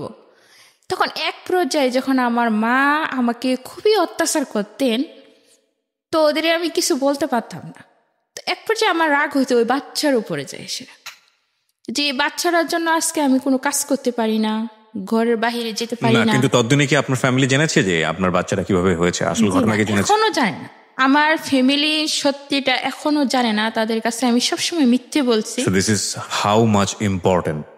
See, এই প্ল্যাটফর্মটা এত বেশি মানুষের আপন হয়ে গেছে, জীবনের ভয়াবহতম কঠিনতম সত্য কথা যেটা হয়তো পৃথিবীতে কেউ জানে না একমাত্র সৃষ্টিকর্তা ছাড়া, সেটা তারা এসে নির্ভয়ে এই প্ল্যাটফর্মে বলেন। That's really honour for us. আমরা এটাকে সম্মান মনে করি, এবং আজকে এই গল্পটা হয়তো অনেক পাষণ্ড মানুষের অন্তরকে অনেকখানি নরম করে দেবে। আপনি যেটা বলছিলেন যে, তো কিন্তু আমার তো সন্দেহ হওয়ার কথা যে এতদিন ধরেও বাবা খোঁজ নিচ্ছে না, বাড়িতে আসতেছে না, স্বভাবত তো সবার জিজ্ঞেস করা উচিত। যে জিজ্ঞেস করে, তখন আমি বলতাম যে ওর বাবা চাকরি করে, সেজন্য আসতে পারে। তো 6 মাসের সময় আমি বাচ্চাটাকে নিয়ে মানে ওই কাকার কাছেই যাই। যাওয়ার পরে কাকাকে ডাকার পরে কাকা আসে বের হয়ে, কিন্তু আমাকে তেমন একটা গুরুত্ব দেয় না। তো আমি আর ওনার সাথে কথা না বলে ওখান থেকে চলে আসি ওনার অফিস থেকে। আসার পরে ট্রেনে ওঠার পরে আমার এক পর্যায়ে মনে হয় যে আজকে যদি এই বাচ্চাটা না থাকতো, আমি যে কোনো একটা চাকরি নিতে পারতাম, চাকরি করেও আমি নিজের জীবনটা বাঁচাতে পারতাম, ভালো থাকতে পারতাম।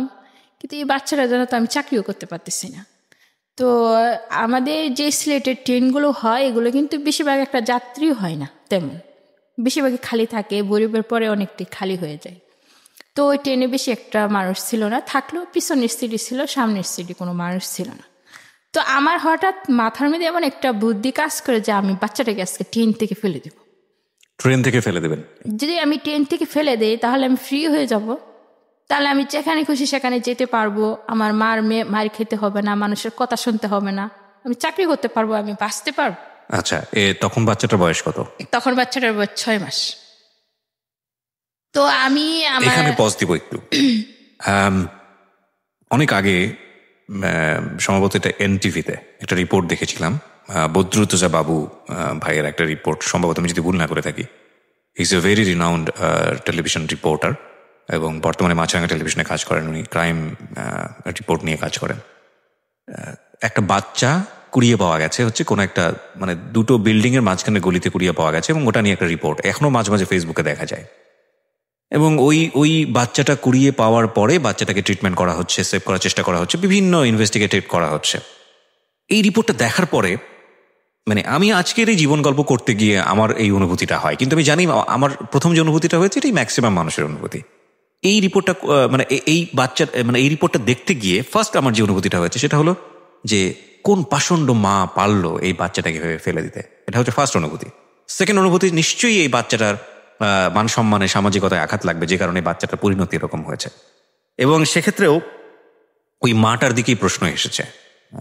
একবারের জন্যও কিন্তু মানে আমাদের প্রথম ইমোশন যেটা হয়, একবারের জন্য কিন্তু আমরা ওই ছেলেটার কথা চিন্তা করিনি যে এই ছেলেটার দ্বারা এই কাজটা হয়েছে, কিংবা যেই পরিস্থিতিতে পড়ে মেয়েটাকে বাধ্য করা হয়েছে এই কাজটা করার জন্য, বা মেয়েটা আদৌ বাধ্য হয়েছে কিনা। বাচ্চাটার কষ্টে আমরা সবাই কষ্ট পাচ্ছি, এবং আমি জানি এরকম বাচ্চা সমাজে নেয়ার জন্য অনেকেই প্রস্তুত থাকেন, অনেকের ঘরেই বাচ্চা কাচ্চা হয় না, অনেকেই চান একটা বাচ্চা। কিন্তু আমি বরং গল্পটাকে একটু অন্যভাবে আপনাদেরকে ভাবাতে চাই। দেখুন, কতটা শক্তিশালী ভয়াবহ একটা ব্যাকগ্রাউন্ড থাকলে, কতটা শক্তিশালী কারণ থাকলে, মা তো মাই, সে যেই হোক না, যে অবস্থায় হোক না কেন, একটা মা তার সন্তানকে ফেলে দিতে পারেন। কতটা শক্তিশালী কারণ থাকলে। অন্তত আজকের এই গল্প যে জায়গাটায় দাঁড়িয়ে আছে, প্রায় 1 ঘন্টা 10 মিনিট আমরা পার করে ফেললাম আমাদের এই জীবন গল্পে, সেখানে এসে অন্তত আপনাদের এই উপলব্ধিটা হওয়া উচিত যে যখন তাসলিমা ট্রেন থেকে বাচ্চাটাকে ফেলে দিতে যাচ্ছে, রাইট, সো সেই মুহূর্তে আপনি যদি শুধু ওই সিনারিটুকুই দেখেন যে ট্রেনের মধ্যে আপনি বসে আছেন এবং একটা মহিলা দৌড় দিয়ে গেল, কিংবা একটা কিশোরী মেয়ে দৌড় দিয়ে গেল, তার কোলের বাচ্চাটাকে ঠাস করে সে ফেলে দিল, আপনার অনুভূতিটা কি হবে? অনুভূতিটা হবে এই মেয়েটাকে মেরে ফেলি, বা এই মেয়েটা কি করলো, এই মেয়েটা তো পাগল, কিংবা এই মেয়েটার একটা চরম শাস্তি হওয়া উচিত। আপনার যা ইচ্ছা আপনি সেটা করার চেষ্টা করবেন, কিন্তু আপনি যদি এই লম্বা ব্যাকগ্রাউন্ডটা জানেন, আপনি কি পারবেন ওর থেকে আঙ্গুলটা তুলতে? তবুও মানুষ আমরা, কথা হচ্ছে এটাই যে আমরা যেই মানুষ একটা শিশু সন্তানের যত্ন করতে জানে না, সেই শিশু সন্তানের যত্ন যেভাবেই হোক না কেন, জন্ম যেভাবেই হোক না কেন, সেই মানুষ আসলে মানুষ না। আমরা সেই জায়গাটা থেকেই তাসলিমাকে আরো গল্পটা সামনের দিকে এগিয়ে নিতে সুযোগ দিব, দেখি সে কি করেছে। হ্যাঁ, ট্রেনের ভিতরে আপনি বাচ্চাটা ফেলে দেওয়ার প্ল্যান করছিলেন, তারপরে আমি যখন তাকে ফেলে দিতে চাচ্ছি, ঠিক ওই মুহূর্তে ও আমার গলার মধ্যে জড়িয়ে ধরে। তখন আমি কিন্তু অর্ধেকটা মানে জানালার পাশে ওকে নিয়ে গেছিলাম। ঠিক যখন ও আমার গলায়তে জড়িয়ে ধরে তখন আমার ওর জন্য খুবই মায়া হয় যে আমি 10 মাস 10 দিন গর্ভে ধারণ করলাম, জন্ম দিলাম, এতদিন পর্যন্ত তাকে আমি লালন পালন করলাম, বুকে দুধ খাওয়ালাম, অবশেষে আমি তাকে ট্রেনের নিচে ফেলে দিব না। তখন আমি ওকে বুকে জড়িয়ে দিই। তো ওকে নিয়ে আমি আবার বাড়িতে ফিরে আপনার যাই। একবারের জন্য চিন্তা হয়নি যে ট্রেনের ভিতরে তো অনেক লোকজন আছে, আপনি ফেলে দেওয়ার পরে কি অবস্থাটা দাঁড়াবে? সেটা তো আর ভাবিনি। তখন তো আমি শুধু এটাই ভাবছি যে আমাকে বাঁচতে হবে, আমাকে ফ্রি করে দেখ, ফ্রি আমাকে হতে হবে, মুক্ত হতে হবে অভিশপ্ত জীবন থেকে। তো যখন আমি বাচ্চাটাকে নিয়ে বাড়িতে ফিরে যাই তো আবার সে একই অবস্থা, আমার মা অত্যাচার করতে আচ্ছা, থাকে। তখন পর্যন্ত জানে না যে এই বাচ্চাটার আসলে কার ওরসে জন্ম হয়েছে। আমি জানি না যে আজ পর্যন্ত সে জানে কিনা। আপনি যদি সাহসী একটা মেয়ে হতো, আমি জানি না সাহসী কথাটা ওইভাবে বলা উচিত হচ্ছে কিনা, আপনার কি একবারের জন্য মনে হয়নি যে এই বাচ্চাটা নিয়ে ওই লোকটাকে ফেস করতে, যে না এই বাচ্চাটা তোমার? ওই সময় কি মনে হতো না বা সাহস পেতেন না? ওই সময় মনে হতো, কিন্তু আমার পাশে আমি তেমন কাউকে পাইনি। যদি আমার পাশে কোনো এরকম শক্তিশালী মানুষ পেতাম বা ওর বিষয়ে এগুলো বলতে পারতাম। আপনার তাৎক্ষণিকভাবে যেটা করা উচিত ছিল পুলিশের কাছে যাওয়া। রিয়েলিটি প্রিয় শ্রোতা, কারণ অনুষ্ঠানের ফরম্যাটের জায়গা থেকে আমাকে বলতে হবে, এটা নিয়ম। হয়তো আমাদের সবারই আশ্রয়স্থল হওয়া উচিত আমাদের পুলিশ ডিপার্টমেন্ট। আপনি পুলিশের কাছে কেন যাননি? যাইনি। কেন যাননি? যাইনি, তখন আমার মাথায় এগুলো ছিল না। যদি থাকতো তাহলে কি যেতেন পুলিশের কাছে? অবশ্যই। ওকে, ফাইন। সবারই আমি বলবো একটা কথা, যে আপনি বিচার পান কি না পান, ন্যায় বিচার পান, পুলিশের অনেক অনেক সদস্য আসে যারা সত্যি সত্যি অনেক মহৎ। আমরা একটা পারসেপশন আমরা একটা গ্রো করি, এবং সেটা অনেকের আচরণের জন্যই হয়, একটা নেগেটিভ পারসেপশন পুলিশ সম্পর্কে। কিন্তু আপনাদের প্রথম যেখানে নক করা উচিত সেটা হচ্ছে থানা পুলিশ, এরকম ঘটনা ঘটলে। ওকে, বলুন তারপরে আগের মতোই আমার আম্মু আমার সাথে ব্যবহার করতে থাকে। তখন প্রায় 9 মাস হয়, তখন আমার ছেলে প্রায় হাঁটতে শিখছে। তো একদিন আমার আম্মু আমাকে অনেক মারে, মেরে ঘর থেকে বের করে দেয়। তো আমার মনে হয় যে এই জীবনটা আমার খুবই অভিশপ্ত। তো যে বাচ্চার জন্য আজকে আমি অভিশপ্ত হয়েছি, তো বাচ্চার কি দোষ? বাচ্চার তো কোনো দোষ নেই, তাকে একা মারবো কেন? আমি নিজেও মরবো আজকে। তো মানে প্ল্যান ছিল যে বাচ্চাকেও মারবেন, আপনিও মরে যাবেন? নিজেও মরবো। তো আমি বিশ্ব রুট আমাদের পাশে আছে, তো ওখানে আমি চলে যাই। যাওয়ার পর বাচ্চাটা ঘুমিয়েছিল, আমি কোলে নিয়ে মানে ঠিক গাড়ি আসতেছে, মানে আমি যাচ্ছি, ঠিক ওই মুহূর্তে একটা লোক আমাকে পিছন দিয়ে টেনে ধরার পর তখন রাত্রে 11টা বাজে, বলতেছে যে তুমি এটা কি করতেছো, এখন তো মরে যেতাম। আমি বলতেছি আমি তো মরতেই চাই, যে জীবনে আমার কোনো মূল্য নেই, দাম নেই, সেখানে বেঁচে থেকে কি লাভ। তো উনি আমি খুব কাঁদতেছিলাম আর বলতেছিলাম কথাগুলো। তো উনি আমাকে বলতেছে কি হয়েছে, কি সমস্যা। তো উনি আমাকে বাসায় নিয়ে যাওয়ার পরে আমার আম্মুকে ডেকে তোলার পরে বলতেছে আপনার মেয়ে কোথায় আছে, কি আছে, খবর না রেখে আপনি ঘুমাচ্ছেন? আপনার মেয়ে তো আজকে আত্মহত্যা করতে গেছিল। আচ্ছা। তখন আমার মার মনে হয় একটু দয়া হয় যে বাচ্চাটাকে নিয়ে সে আত্মহত্যা করতে গিয়েছিল। তখন থেকে এই পর্যন্ত মানে আমার মা কি করে, ওই বাচ্চাটার প্রতি একটু দরদ হয় আর কি। আচ্ছা। যেমন আমাকে মায়া না করলেও আমার সন্তানকে মায়া করে। তো আমি আবার একটা কাজ পাই, তো কাজ করতে থাকি, আমার বাচ্চাকে লালন পালন করতে থাকি। এভাবে 2 বছর 2.5 বছর হয়ে যায়। তো আমি তো ফাঁক পাইলেই কোনো অল্প একটু সমস্যা হলেই ওকে মারতাম, কোনো একটু কিছু হলেই ওকে মারতাম। মানে এটা আপনি বুঝতে পারতেন যে কাজটা করা ঠিক হচ্ছে না, কিন্তু আপনি নিজেকে কন্ট্রোল করতে হচ্ছে না। মানে যখন আমার রাগ হতো কারোর উপর, তো এই রাগ আর দেখাতে পারতাম না। সব রাগ আমি আমার বাচ্চার উপর দেখাতাম, কারণ ওর জন্যই আমার কপালে এত কিছু, ওর জন্যই আমার সব কিছু। তো ওকেই সবসময় আমি টর্চার করতাম। এক পর্যায়ে কি হয়, আমার সন্তান কথা বলতে শিখে প্রায় 1.5 বছরই মা বলে ডাকে। তো 2.5 বছরের সময় সে আমাকে বলে যে আম্মু তুমি চলে যাও। কোথায় যাব বাবা? তুমি গিয়ে চাকরি করো, দেখো না নানি মামা তোমাকে মারে বকে। যেদিন আমার এই 2.5 বছরের বাচ্চা আমার কষ্টটুকু বুঝতে পারলো, সেই দিন থেকে আমি ওকে বুকে টেনে নেই। তারপর থেকে আমি কোনো দিন ওর গায়ে আঘাত করি না। যে আমি যাকে এত অবহেলা করলাম, যাকে এত কষ্ট দিলাম, আজকে সেই 2.5 বছরের বাচ্চা আমার কষ্ট বুঝতে পারলো, যে এখানে থাকলে আমার কষ্ট হচ্ছে। ওর নিজের কষ্ট না ভেবে আমার কষ্টের কথা ভাবলো, যে মাকে ছাড়া থাকতে ওর কষ্ট হবে সেটা সে ভাবেনি কখনো। তো আমি চলে যাই, মাসে মাসে 2000 করে টাকা দিতাম আম্মু। গিয়ে আপনি কোথায় কাজ করলেন? আমি প্রথমত ঢাকা টঙ্গী আসি আমার চাচাতো বোনের জামাইয়ের সাথে। ওনারা মানে ওনার মেয়ে ঢাকায় থাকতো, ওখানে এসে চাকরি নিয়ে এভাবে চাকরি করতে থাকি আর আমার ছেলেকে লালন পালন করতে থাকি। এক পর্যায়ে আমার ছেলের বয়স প্রায় 4 বছর। তখন আমি বাড়িতে ব্যাক করি আমার ছেলের জন্যই। ব্যাক করার পর আমার যে ভাইটা ছিল উনি আবার মারা যায়। তো উনি মারা যাওয়ার পরে যেটা হয় আর কি, ঘরের ভিতরে কোনো টাকা পয়সা বেশি একটা থাকে না। তো আমার মা রাগ করে আমাকে বলে যে আমার ছেলেটা না মরে যদি তুই মরতি। তা আমার অনেক কষ্ট লাগে যে আমার মা আমার মৃত্যু কামনা করলো, আমি এখানে আর থাকবোই না। তো আমি ভাইয়া মরা 43 দিনের দিন আমি ঢাকায় ব্যাক চলে আসি আমার এক বান্ধবীর সাথে যোগাযোগ করে। আসার পরে যা হয়, আমার বান্ধবীর এখানে একটা পাত্র আছে, তো ওরা বলে কি তোর জীবনটা কি এভাবেই চলবে, তোর কি বিয়ের সাথে দরকার নেই বা সংসার দরকার নেই। তো আমিও নিজের থেকেও ভাবি যে আমারও তো সংসারের প্রয়োজন আছে, বিয়ে হওয়ার দরকার আছে। তো বলে কি একটা ভালো পাত্র আছে, যদি তুই কিছু মনে না করস তাহলে ওর কাছে তোকে বিয়ে দিয়ে দিই। তা আমি বলি ঠিক আছে, ওকে আমার দেখতে হবে বা উনিও আমাকে দেখবে। তো উনি আসার পরে বলে যে ওনার স্ত্রী মারা গেছে, ওনার একটা ছেলে একটা মেয়ে আছে, তো ওনার ওয়াইফ লাগবে বা উনি বিয়ে করবে। তো ওনাকে দেখে আমারও পছন্দ হয়। গাড়ির ড্রাইভার ছিলেন, ডিস্ট্রিক্ট গাড়ি চালায়। উনি কি জানতো যে আপনার এরকম একটা অতীত আছে, আপনার একটা ছেলে আছে? অতীতের কথা বলিনি, কিন্তু বলছি যে আমার একটা বাচ্চা আছে, ছেলে বাচ্চা আছে। কিভাবে হয়েছে সেটা আপনি বলেননি? না, সেটা বলিনি। বলছি যে আমার আগে বিয়ে হয়েছিল, আমার কাছে ভালোই ছিল, মানে উনি আমাকে ভালোবাসতেন, ঠিক আছে, সংসারটা ভালোই চলছিল। তো ওখানে আমি আবার প্রেগনেন্ট হয়ে মানে বাচ্চা কনসিভ করি। তার মধ্যে আমি আবার জানতে পারি যে ওনার দেশের বাড়িতে বউ বাচ্চা আছে। মানে উনি ছেড়ে দেননি, মানে রাখা অবস্থায় উনি আমাকে বিয়ে করছে। আচ্ছা। ওখানে 3টা মেয়ে আছে, একটা ছেলে আছে। জানার পরে আমি তো পুরোপুরি ভেঙে পড়ি। তো বাচ্চার আমার 3 মাস, ওই সময় আমার বোন আসে, মানে সিলেট থেকে ঢাকা বেড়াতে আসে। তো ওকে নিয়ে একটু ঘুরতে যাই। তা আমার স্বামী চট্টগ্রাম থেকে ঢাকা গাড়ি চালাইতো, তো চট্টগ্রাম থেকে বাসায় ফিরে। তো আমার একটু জ্বর আসে হালকা। আসার পরে আমি কিছু ট্যাবলেট খাই। খাওয়ার পরে রাত্রে আমার স্বামী আসলে তার সাথে একসাথে বসে ভাত খেতে বসি আর কি। যে ফ্লোরে আমি ভাত খেতে বসি, মানে ভাত খেয়ে উঠে যাওয়ার পরে মানে পুরো ফ্লোর একদম রক্তে ভরে যায় আর কি, ব্লাডে ভরে যায়। আমার স্বামী ভাবে হয়তো আমি ওষুধ খেয়ে বাচ্চাটা নষ্ট করে ফেলি। আচ্ছা। তো ও আমাকে বারবার জিজ্ঞেস করতে পারে, তাসলিমা এটা হলো কি করে? আমি বলতেছি আমি তো কিছু জানি না।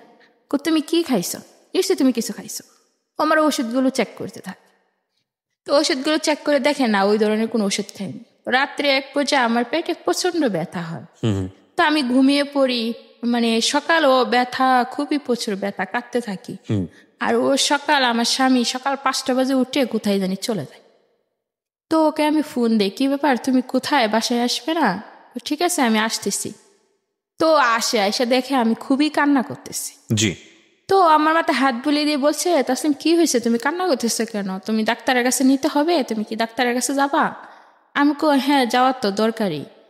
ও আবার কি করে, আমার এই অসুস্থতার সুযোগ নিয়ে ও জামা কাপড় যা কিছু আছে ব্যাগের ভিতরে গুছাইয়ে নিয়ে চাকরি ছেড়ে বেতন নিয়ে ওই দিনই সে চলে যায়, আমাকে ফেলে চলে যায়, ওকে আমাকে না বলে চলে যায়।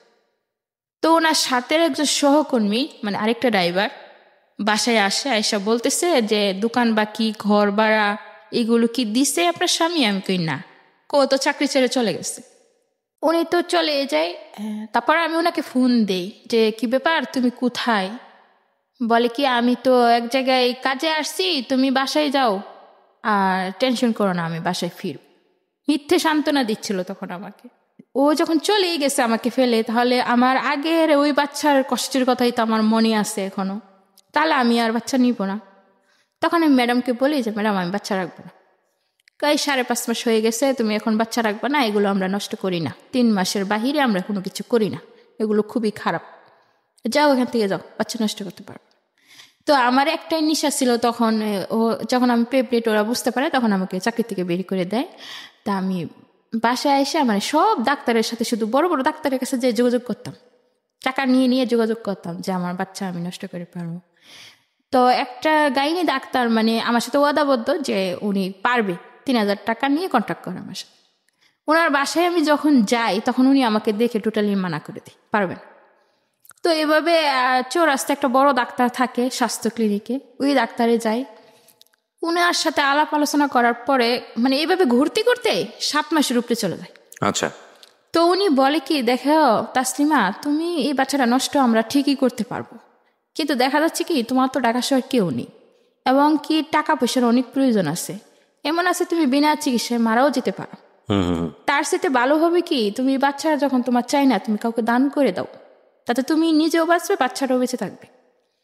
তো ওনার কথা শোনার পরে আমি বাসায় এসে নিজেও ভাবতে থাকি যে ঠিক তো, উনি যা বলছেন অবশ্যই ভালোই বলছেন।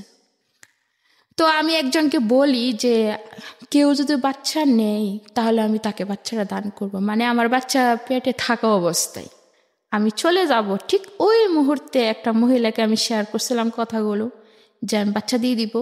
উনি আসে বলে কি, তাসলিমা তোমাকে কামাল নামের একটা লোক ডাকতেছে। তো আমি ওনার বাসায় যাইলে উনি আমাকে জিজ্ঞেস করে কিভাবে এরকম হলো, আমি সব বিস্তারিত বলি।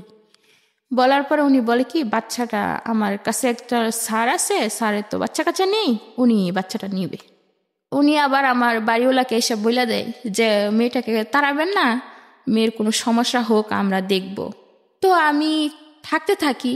তো আমার খাওয়া দাওয়া খরচপাতি যা কিছু আছে ওনারা দেয় আমাকে। এভাবে ওনারা আমাকে আলট্রাসাউন্ড করার টাকা দেয়, আমি যাই আলট্রাসাউন্ড করি। আলট্রাসাউন্ড করলে ধরা পড়ে কি মেয়ে হবে শুনে ওদের মনটা জানি কেমন হয়ে যায়। লাস্ট পর্যায়ে এসে ওরা মানা করলে যাদের কাছে মানা করে যে কামাল, ওনারা বলে কি এখন তো লাস্ট পর্যায়ে বাচ্চা হওয়ার প্রায় ডেট, এখন যদি মহিলাটাকে মানা করি যে তোমার বাচ্চা কেউ নিবে না, যদি কোনো সমস্যা হয়, তো ওনারা আর আমাকে বলে না বইলা ওনারা মনে মনে এটা ভাবেছে যে যত টাকা পয়সা লাগুক আমরা দিয়ে মেয়েটাকে সহযোগিতা করব। আমি যে বাড়িতে থাকতাম এই বাড়িওলি আবার মানে উনি যে করে যাতায়াত করেন আর কি, জজ করে, তো উকিলে নাকি একটা বাচ্চার দরকার। তো উনি আবার আমাকে বলতেছে যে আমার বাড়িতে বাচ্চা মানে অন্য কাউকে দিয়ে দিবে, অথচ আমি জানি না। আমার উকিলে একটা বাচ্চা চাইছে অনেক দিন ধরে আমার কাছে, বলছে কোথাও পাইলে খুশ বলার জন্য। পরে ওনারা আবার কিভাবে জানি ওনার সাথে যোগাযোগ কইরা উকিলের সাথে যোগাযোগ করে। উকিলে ফোনে বলে ঠিক আছে বাচ্চা আমরা নেব, ছেলে হোক বা মেয়ে হোক কোনো সমস্যা নাই। তো সাইজ সিজার করে বাচ্চাটা হয়। আমি একদম অসুস্থ হয়ে পড়ি। অসুস্থ হওয়ার পরে আমি মানে চোখ বন্ধ রাখা অবস্থায় শুনতে পারতেছি যে সিস্টাররা ডাক্তাররা বলাবলি করতেছে যে বাচ্চারা দেখতে শুনতে বেশ সুন্দর, মোটা ঠোঁটা, মানে 3 কেজি 90 গ্রাম হয়েছে। তো এরকম বাচ্চা কি ওর হয় না সহজে। তো আমার খুবই মানে তাকে দেখতে ইচ্ছে করতেছে, কারণ তারা যখন বলাবলি করতেছে যে বাচ্চাটা অনেক সুন্দর, তখন আমি চোখ খুলে আমি আমার মেয়ের দিকে তাকাই দেখি সত্যি অনেক সুন্দর। এখন আমার চোখের পানি আসছে জোরে জোরে পড়তে থাকে যে এত কষ্ট আমি করলাম, আর এই বাচ্চা তো আমি আজকে আরেকজনের হাতে তুলে দিব, কারণ আমি পেটে থাকতে ওয়াদাবদ্ধ তাদের কাছে যে আমি ওদিকে বাচ্চা দিয়ে দিব। এখন তো বাচ্চা দেখে আমার খুবই মায়া লাগতেছে, আমি এই সন্তান কি করে তাদেরকে দিয়ে দিব। তো ওদের কে জানি মারা যায়, ওরা আর সেদিন আসতে পারে না। তো বাচ্চা নিয়ে বিকালে আমরা বাড়িতে ব্যাক করার পর একটা খালি রুমে মানে কার্টুন বিছাইয়া আমাকে থাকতে দেওয়া হয়। আমি ওই রুমে থাকি আমার বাচ্চাকে নিয়ে। এমন একটা লোক নাই যে আমার কাপড়গুলো কেউ ধুয়ে দিবে বা আমার বাচ্চাটাকে একটু কোলে নিয়ে বসবে। তো সমস্ত রাত বাচ্চাকে এই শরীর নিয়ে দুধ গরম করে আনিয়ে খাওয়াই, আবার ওকে কোলে নিয়ে বসে থাকি, আবার পরের দিন সকালে নিজের কাপড় চোপড় বাচ্চার কাপড় চোপড় ঠান্ডা পানি দিয়ে আমি দোয়ার পরে ওরা নিতে আসে না। তো এইভাবে তখন আমার শরীরে অনেক শক্তি ছিল, কোথায় থেকে আসছিল তা আমি জানি না, মনে হয় আল্লাহ পাকি দিছিল আমার মেয়েকে যত্ন করার জন্য। তো মেয়ের দিকে তাকিয়ে থেকে শুধুই কাঁদতে থাকি যে এত সুন্দর মেয়ে হলো আমার, আজকে আমি কি করে অন্যের হাতে তুলে দিব এই মেয়েকে। তো এক পর্যায়ে কি হয়, ভাত দিলে আমি ভাত খাই না, কাঁদতে কাঁদতে আমার চোখ মুখ সব কিছু ফুলে যায়। তো ওনারা এভাবে 3 দিন পরে বুকে দুধ আসে, ওকে আমি দুধ খাওয়াই। তো বাচ্চার প্রতি আমার মায়া পড়ে যায়, বাচ্চাকে দিতে ইচ্ছে করে না। তো শনিবারে যখন ওরা আসবে বলছে 7 দিনের দিন যে আসতেছে, আমার মনে হচ্ছিল যে আমি যদি এখন পালাইতে পারতাম এখান থেকে, পালিয়ে আমার মেয়েকে নিয়ে এমন কোথাও চলে যেতাম যেখানে গেলে কেউ খুঁজে পাবে না, তাই করা উচিত ছিল। এদিকে 3 দিন পরে আমি আবার স্বামীকেও ফোন দেই যে তোমার একটা মেয়ে হয়েছে, ওর কান্না পর্যন্ত শোনাই, তবুও তার কোনো বিশ্বাস হলো না। ওরা যখন আসে তখন আমি বলি যে মেয়ের তো বাবা আছে, বাবাকে আপনার একবার ফোন করেন। ফোন করার জন্য আমি রিকোয়েস্ট করি, তো উকিল নিজে ফোন করে। তারা অনেক মানুষ আছে, 2-3 জন গাড়ি নিয়ে আসে। তো ফোন করার পরে উনি বলে কি যে তাসলিমা নামের কাউকে আমি চিনি না। তো ওনারা লাউড স্পিকার দিয়ে আমাকে শোনায়, বলে যে তুমি কার জন্য এই বাচ্চা রাখার চেষ্টা করতেছো, বাচ্চার মায়া করতেছো, ও তো তোমাকে চিনি না, কালকে বলবে কি বাচ্চা আমার না, তখন তুমি কি করবে? তখন বিবেচনা করে দেখলাম এই বাচ্চা আমি লালন পালনও করতে পারবো না, বা অসুস্থ শরীর নিয়ে ওকে নিয়ে যেখানেই যাই, বাচ্চা দেখতে যখন ভালো হয়েছে, সুন্দর হয়েছে, হয়তো অসুস্থ হয়ে আমি পড়বো, তখন যে কোনো কেউ আমার কাছ থেকে বাচ্চাটা কেড়ে নেবে। তো এর সাথে ভালো আমি ওদেরকে দিয়ে দিই।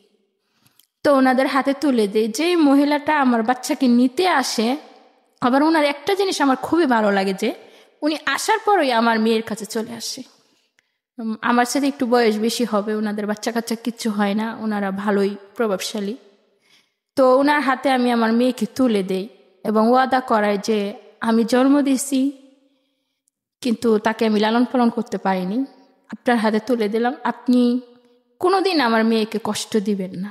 তো উনি আমার সাথে ওয়াদাবদ্ধ হয় যে হ্যাঁ বোন, আমি যতদিন বেঁচে থাকবো দুনিয়াতে আমি আপনার মেয়েকে অনেক ভালোভাবে মানুষ করবো, কখনো কষ্ট দিব না। উনি নিঃসন্তান ছিলেন? নিঃসন্তান ছিলেন। আচ্ছা, এবং উনি ছিলেন অনেক উকিলের মেয়ে, উকিলের বউ ছিলেন। এবং এটা কি কন্ডিশন ছিল যে আপনি কোনোদিন আর মেয়েকে দেখতে পাবেন না বা মেয়ের সামনে যাবেন না? এরকম কোনো কথা ছিল না। তাদের সাথে কথা ছিল যে আমি যখন চাইব তখন আমার মেয়েকে আমি দেখতে পারবো।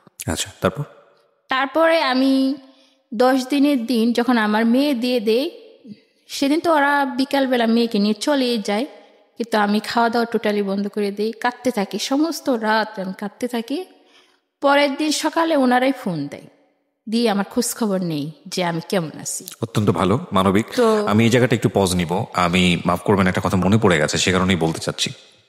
আপনারা নিশ্চয়ই জানেন, আমি আগের যে রেডিওতে একটা প্রোগ্রাম করতাম, সেখানে একটা গল্প প্রচার হয়েছিল এরকম যে, পুরো আমি বিস্তারিত বর্ণনায় যেতে চাই না, আমি বরং আমি বলতে চাই যে আসলে এই যে জীবন গল্পটা প্রচার হলো এবং প্রচার হওয়ার পর একটা আর্থিক সাহায্য বিষয়ক ছিল, আমরা কিছু অর্থ সেখান থেকে তুলে দিয়েছিলাম।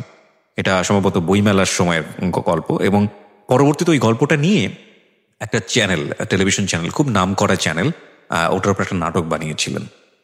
তো সৌভাগ্যবশত নাটকে খুব বড় বড় স্টাররা ওখানে অভিনয় করেছিলেন এবং এই নাটকটা আমার দেখার সুযোগ হয়েছিল। আমি কেন বলছি সেটা আমি একটু পরে বলি। তো আমার অদ্ভুত লেগেছিল যে জীবন গল্পটা যখন আমি শুনছিলাম, যিনি আসলে যার ঘটে গেছে জীবনের ঘটনাগুলো, মা আর মেয়ে দুজনে পাশাপাশি বসে থেকে গল্পটা বলছেন, সেই সময়ের গল্প, এবং একই সাথে ওই গল্পটা যখন প্রচার হচ্ছিল সেই সময়ের যে রিয়েল অনুভূতিটা, এবং গল্পটা যখন নাটক আকারে আসলো টেলিভিশনে বা যখন আমি দেখলাম, তখন ওই একই ফিলটা আর হচ্ছিল না। মানে মনে হচ্ছিল যে there is a lot of differences. এবং অদ্ভুত বিষয় হচ্ছে যে এই যে আসল যে অনুভূতিটা, সেটা কেন জানি আমার কাছে মনে হয় অনেক বড় বড় অভিনেতা কিংবা অনেক বড় পরিচালক হয়েও সেটা শেষ পর্যন্ত পর্দায় তুলে ধরা যায়নি। গল্পের এই মাঝখানে এসে এই ধরনের কথা বলার পিছনের একটা কারণটা হচ্ছে যে এই ভদ্রমহিলা যখন প্রথম সন্তানের গল্পটা তো আপনারা জানেনই, দ্বিতীয় সন্তান সেটা বৈধ ছিল, এবং যখন তিনি এটা তার যাকে কথা দিয়েছেন তার হাতে তুলে দিচ্ছেন, এখানে হয়তো কোনো একজন অভিনেত্রী অভিনয় করে বিষয়টাকে উপস্থাপন করতে পারবেন। কিন্তু আমার কেন জানি মনে হয় যে এই যে আপনি তার মুখ থেকে শুনলেন যার জীবনে এই ঘটনাটা ঘটে গেছে, সেখানে আপনি যে অনুভূতিটা পাচ্ছেন, এই অনুভূতিটা আমার মনে হয় না যে পৃথিবীর কোনো শিল্পকর্মে সেটা ধারণ করা সম্ভব।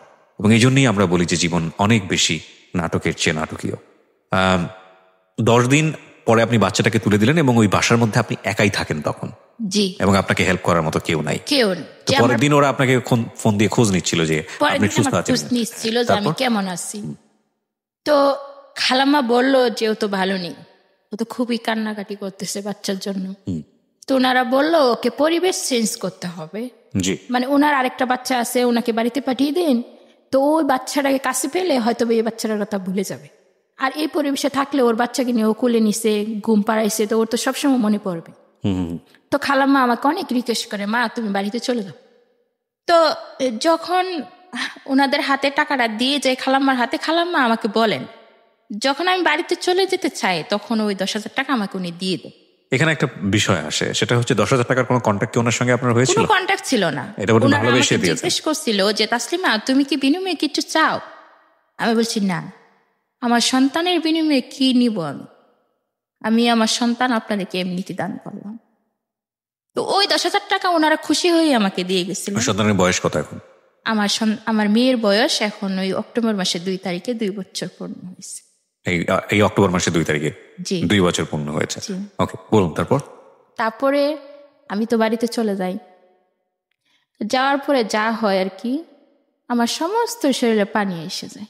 হ্যাঁ, আমি একদমই ওখানে গিয়ে মৃত্যুসজ্জায়। তো আমার মা আমাকে দেখে, মানে উনি ঠিকই বুঝতে পারে যে কোনো একটা তো অবশ্যই হয়েছে। তো আমি কারোর সাথে কথা বলি না।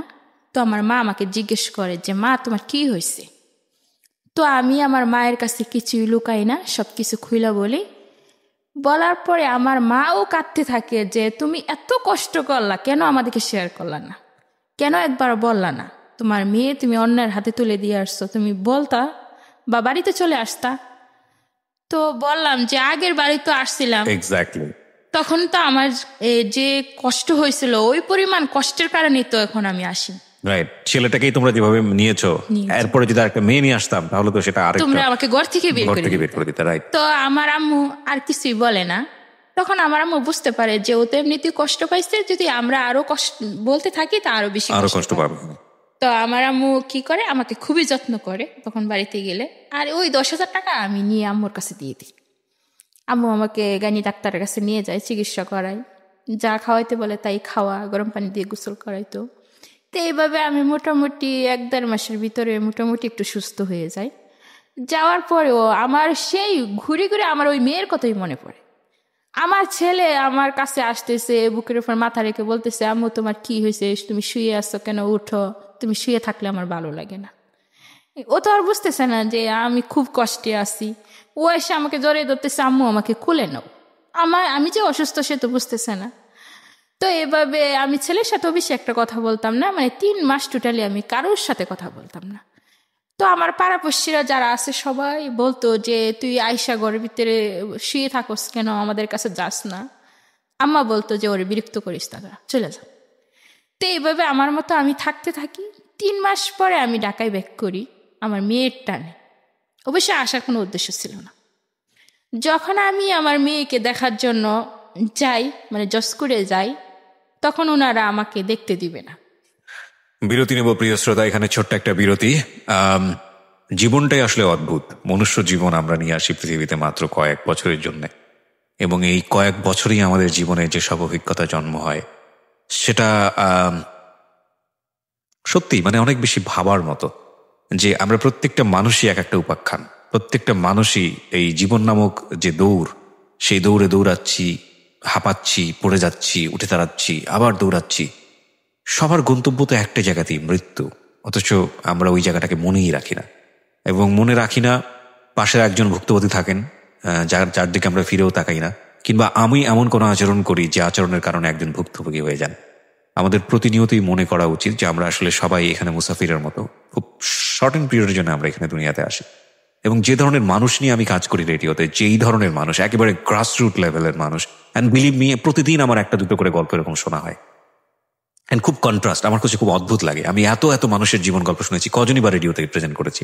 টেলিভিশনে প্রতিদিন আমার অনুষ্ঠান থাকে সকালবেলা, যারা দেখেছেন রাঙা সকালের কথা বলছি, এবং ওখানে যেই ধরনের হাই প্রোফাইল মানুষের গল্প আমি শুনি, যারা সমাজের একেবারে ভেরি সফিস্টিকেটেড পার্সন, তাদের গল্প, এবং সমাজের এই যে একেবারে প্রান্তিক পর্যায়ের একজন মানুষ যার সামনে এখন বসে আছি, তার গল্প, এই প্রত্যেকটা গল্পই দেখুন আকাশ পাতাল পার্থক্য। হ্যাঁ, এবং উনিও একজন মানুষ, ওনাকেও মরতে হবে, এনাকেও মরতে হবে, আমাকেও মরতে হবে, আপনাকেও মরতে হবে। এই কথাগুলো এই কারণে বলছি যে আমরা হয়তো কোনো একটা সিস্টেমে পড়ে আমরা একটা বেটার লাইফ লিড করি। এই ভদ্র মহিলা, তিনি যদি একটা সিস্টেমে পড়তেন তিনিও হয়তোবা সমাজের ওই শ্রেণীর মানুষ হতে পারতেন, কিন্তু তার কপাল ভালো না, বা সবাই হয়তো একই সিস্টেমে পড়ে না, যে কারণে উনি ভিকটিম।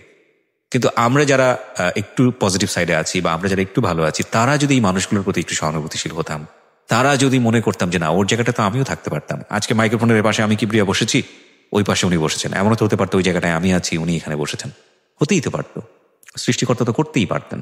তো আপনি লাকি, সেটা আপনি হননি। তো এই মানুষগুলোর প্রতি আমাদের যদি সেই সিম্প্যাথিটা থাকে যে না, উনি আমিও হতে পারতাম, সে যেই হোক না কেন, তাহলে সমাজটার চেহারা না রাতারাতি বদলে যায়।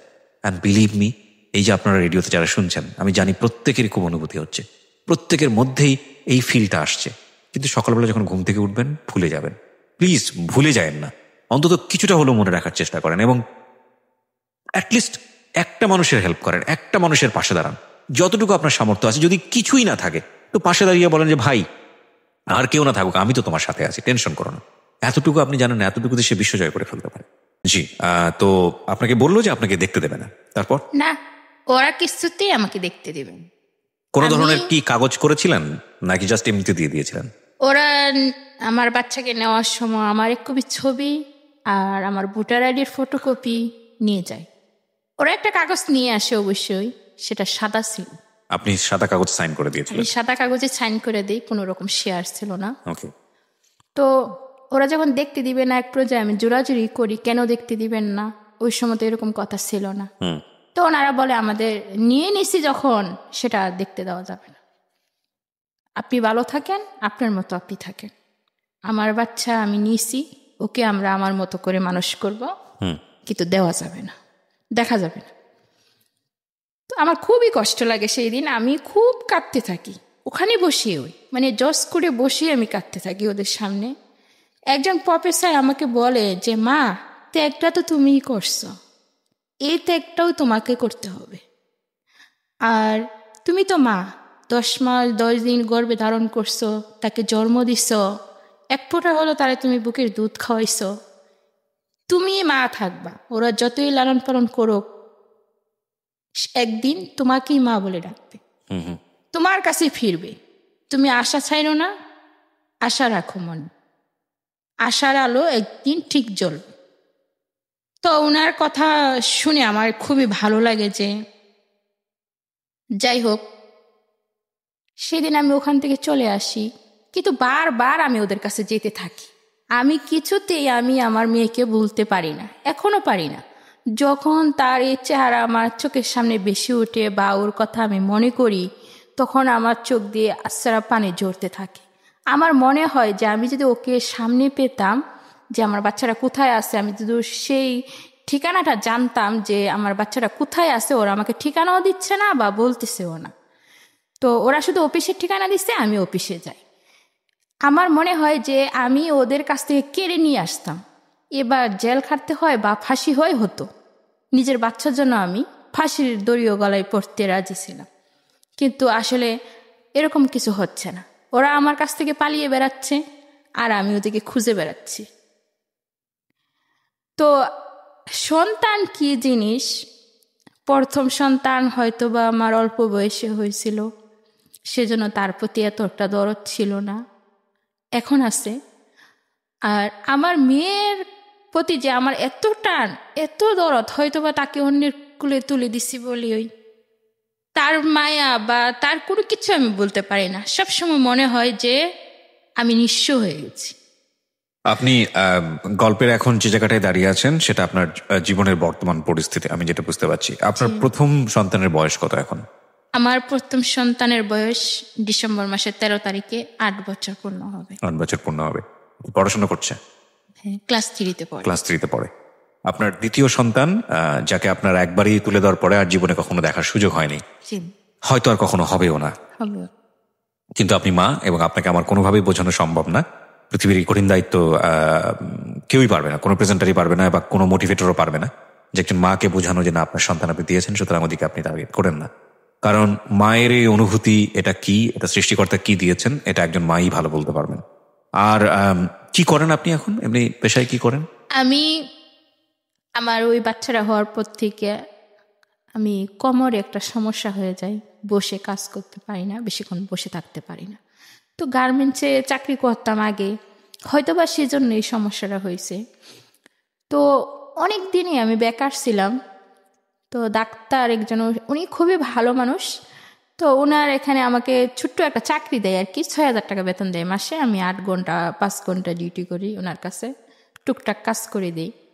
তো ওটার থেকে আমি মনে করেন মাসে 1,000 কখনো 2,000 এরকম আমার ছেলের পড়ার খরচটা দিই শুধু, আর কোনো খরচ দিই না। আমার আম্মু বলছে আমাকে, মানে আমার আম্মা এখন আমাকে খুবই মায়া করেন। আমার ভাইয়া মরে যাওয়ার সময় আমার আম্মুকে রিকোয়েস্ট করে বলে গেছে যে ওর জীবনটার জন্য আমি দায়ী। আমি যদি ওই সময় ওরে টেক কেয়ার করতাম। আপনার মা মারা গেছেন? আমার ভাইয়ার কথা বলতেছি। আচ্ছা, ভাইয়া মারা গেছেন। ভাইয়া মারা গেছেন। আমার ভাইয়া নিজের দোষ নিজেই স্বীকার করলো যে আমি যদি ওকে ওই সময় টেক কেয়ার করতাম, তাহলে ওর জীবনটা আজকে এই জায়গায় দাঁড়াতো না। তো ওর জীবন যেভাবেই দাঁড়াইছে, ও তো খুব কষ্টেই আছে। তো যেভাবে থাকতে ভালো লাগে ও সেভাবেই থাকবে, তোমরা ওকে কিছু বইলো না। আর যদি পারো ওকে দেখো, ওর সন্তানকেও দেখো। তো আমার আম্মু সেই দিনে আমাকে বলছে যে মা, তুমি যেখানে গিয়ে থাকতে তোমার ভালো লাগে সেখানেই থেকো। মানে আমার এই মেয়েটা হওয়ার পরে তোমার বাচ্চা, মানে ছেলের জন্য কোনোদিনও তুমি টেনশন করো না। আমি যে কদিন পৃথিবীতে বাচ্চা আছি, তোমার ছেলেকে আমি লেখাপড়াও শেখাবো এবং বড় করে রেখে যাব। আমি যেদিন মরে যাব সেই দিন তুমি তোমার ছেলের দায়িত্ব নিও এবং তাকে তুমি কাছে নিও, কারণ তখন তো ওকে দেখার মতন কেউ থাকবে না। এটা আপনার মা বলেছে আপনাকে? এটা আমার মা বলছে, এবং আমার মা এখন আমার খুবই টেক কেয়ার করে। যাই হোক, হয়তো খুব কঠিন একটা সময় আপনি পার করেছেন। তো আজকে আপনি যে গল্পটা বললেন, এটা যদি আপনার পরিবার জানে, যেটা আমি প্রথমেই বলছিলাম, এটা একটা রিস্কি গল্প আপনার জন্য। আপনার সন্তানের পরিচয় নিয়ে কিংবা সবকিছু নিয়ে আপনি আজকে সবকিছু, এখানে কোনো কিছু রাগঢাক করেননি, সবকিছু ওপেন করে দিয়েছেন। কি হবে আপনার পরিবার যদি জানে? কোনো সমস্যা কি হবে? আমার পরিবার, আমার ছোট যে 2 বোন বিয়ে হয়েছে, তো সবুজ একটু শিক্ষিত, তারা এফএম শুনে, আমি জানি হয়তো বা শুনতে পারে, কিন্তু শুনলেও তারা বুঝতে পারবে না যে এই গল্পটা। বুঝতে পারুক আর না পারুক, সে জায়গাটা আমি যেতে চাই না। বুঝতে পারার পরেও যদি আপনার সঙ্গে খারাপ আচরণ করে এত গল্প শোনার পরে, তাহলে তাদেরকে নিয়ে চিন্তা করার কোনো সুযোগ নেই, দরকারই নেই। আমি বরং এই জায়গাটায় যেতে চাই যে আপনার সন্তান এখন 8 বছর বয়স, আপনার সন্তান একদিন বড় হবে। আপনার সন্তানের কাছে কি আপনি এই ব্যাপারটা গোপন রাখবেন, নাকি একসময় বলবেন যে আসলে বাবা এইভাবে এরকম ঘটনা ঘটেছিল? কি করবেন আপনার মন থেকে? আমার সন্তান এখনই আমাকে প্রশ্ন করে যে আমার বাবা কোথায়। একদিন আমার কাছে জিজ্ঞেস করছে যে আমার বাবা কোথায়। আমি বলছি তোমার বাবা মারা গেছে। তখন তার নানির কাছে গিয়ে জিজ্ঞেস করছে, সে একই কথা বলছে। তার ছোট 2 খালাম্মার কাছে জিজ্ঞেস করছে, সে একই কথা বলছে। কিন্তু আমার ছোট একটা বোন আছে, ওর বাড়ি অনেকটা ডিফারেন্স আর কি। ওর কাছে জিজ্ঞেস করছে, ও বলছে তোমার বাবা আছে। তো ও আমার কাছে এইসব বলতেছে, আম্মু তুমি আমার সাথে মিথ্যে কথা বলছো, তুমি লুকাইছো। কি লুকাইছি বাবা? কই যে আমার আব্বু বেঁচে আছে, তুমি বলছো মারা গেছে। তা আমি বলি, না বাবা, যে তোমার খোঁজ খবর নেয় না, তোমার দায়িত্ব পালন করে না, তোমাকে কোলে নেয় না, আদর করে না, তোমাকে মজা কিনে দেয় না, তোমার সাথে দেখা করতে আসে না, সে তো মরে যাওয়ার মতোই। ফাইন, আপনি বোধহয় গল্পের একটা পর্যায়ে বলছিলেন যে যেই ভদ্রলোক আপনার সঙ্গে এই কাজটা করেছে, তো ভদ্রলোক শব্দটা উচ্চারণ করা ঠিক হলো না। যাই হোক, তো ওনার সঙ্গে বোধহয় আপনি একবার ফেস টু ফেস হয়েছিলেন আপনার বাচ্চা হওয়ার পরে, সেই ঘটনাটা কি ছিল? আমি আমার বাচ্চার 3 বছর হওয়ার পরে আমি ইচ্ছাকৃতভাবে চট্টগ্রামে যাই। যাওয়ার পরে ওনার মুখোমুখি হওয়ার পরে আমি সব বিস্তারিত তাকে খুলে বলি যে আপনার একটু এই পরিস্থিতির কারণে দেখেন আজকে আমার জীবনটা শেষ হয়ে গেছে, এবং আপনার একটা ছেলে সন্তান আমার কাছে আছে বা জন্ম নিয়েছে। আমি তার ছবিও দেখাই তারে। দেখানোর পরে সে কি করে, তার ফোন নাম্বারটা আমাকে দেয় এবং কি বলে সে মাসে মাসে কিছু টাকা খরচ দিবে। কিন্তু এই পর্যন্ত খরচ তো দূরের কথা, সে একবার ফোন দিয়েও জিজ্ঞেস করেনি। কিন্তু পিতৃ অধিকার বলে তো একটা বিষয় আছে। একটা হচ্ছে যে খরচ তো অন্য বিষয়, কিন্তু আপনার সন্তান যেভাবে আপনাকে প্রশ্ন করছে, এই প্রশ্নের উত্তর আপনি ভবিষ্যতে কিভাবে ফেস করবেন? ভবিষ্যতে আমি এখনই চিন্তা করি যে আমার ছেলে আল্লাহ দিলে অনেক মেধাবী, সব দিক দিয়ে ভালো।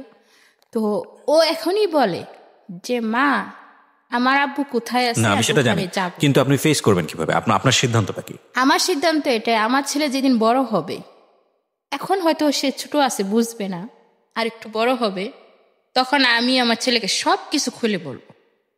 খুলে বলার পরে সে যা সিদ্ধান্ত নিবে সেটাই আমার সিদ্ধান্ত।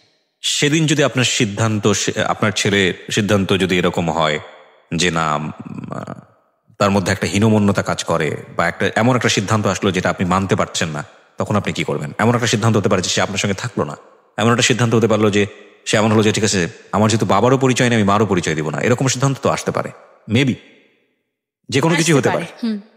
তখন আমি কি করব সত্যি বলতে ভবিষ্যতের কথা এখন আমি বলতে পারতেছি না সেটা। তবে একটা কথা আমি আপনাকে বলি, বা এবং সেদিন যদি সুযোগ হয়, আজকের এই রেডিও প্রোগ্রামটা থেকে যাবে, সারা জীবনের জন্যই থেকে যাবে, আমাদের ইউটিউবে থেকে যাবে, বা সেদিন যদি সুযোগ হয়, আজ থেকে এত বছর পরে এই অনুষ্ঠানটার ভবিষ্যৎ কি হবে আমি জানি না, সবকিছু সৃষ্টিকর্তাই জানেন, আপনি এই অনুষ্ঠানটা তাকে শোনাবেন। এবং আমি কিছু কথা বলেছি, সেটা আপনার ছেলের জন্য আমি আজকেই বলে দিলাম। সেটা হলো যে দেখো, তুমি আজকে মাত্র 8 বছর বয়স, তোমার নামটা আমি পুরো অনুষ্ঠানে জিজ্ঞেস করিনি, সেটা হয়তো সামাজিকতার জায়গা থেকে তোমার জন্য খারাপ হতে পারে, সো নামটা জিজ্ঞেস করলামই না। সো তোমাকে আমি তুমি করেই বলি, তোমার মা আজকে যে গল্পটা এখানে বলেছে, তোমার মা একজন নির্দোষ মানুষ। তোমার মা অনেক বড় একজন মা, সমাজের 8-10 জন মা যেটা পারে না, তোমার মা সেটা পেরেছে। তোমার মার মধ্যে অমনুষ্যত্ব আছে, এবং যে কারণে সে চেষ্টা করেছে তোমাকে শেষ করে ফেলার জন্য, এবং সেটা এই সমাজ করতে বাধ্য করে নারীদেরকে, এই সমাজ করতে বাধ্য করে আমাদেরকে।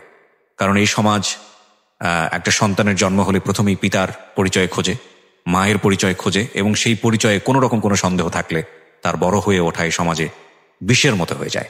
এবং সেই জায়গাটি থেকে তোমার মা সংসার কি সেটা বুঝে ওঠার আগে, শারীরিক সম্পর্ক কি সেটা বুঝে ওঠার আগে মা হয়েছে, এবং সে নির্ঝঞ্ঝাটভাবে বাঁচতে চেয়েছে।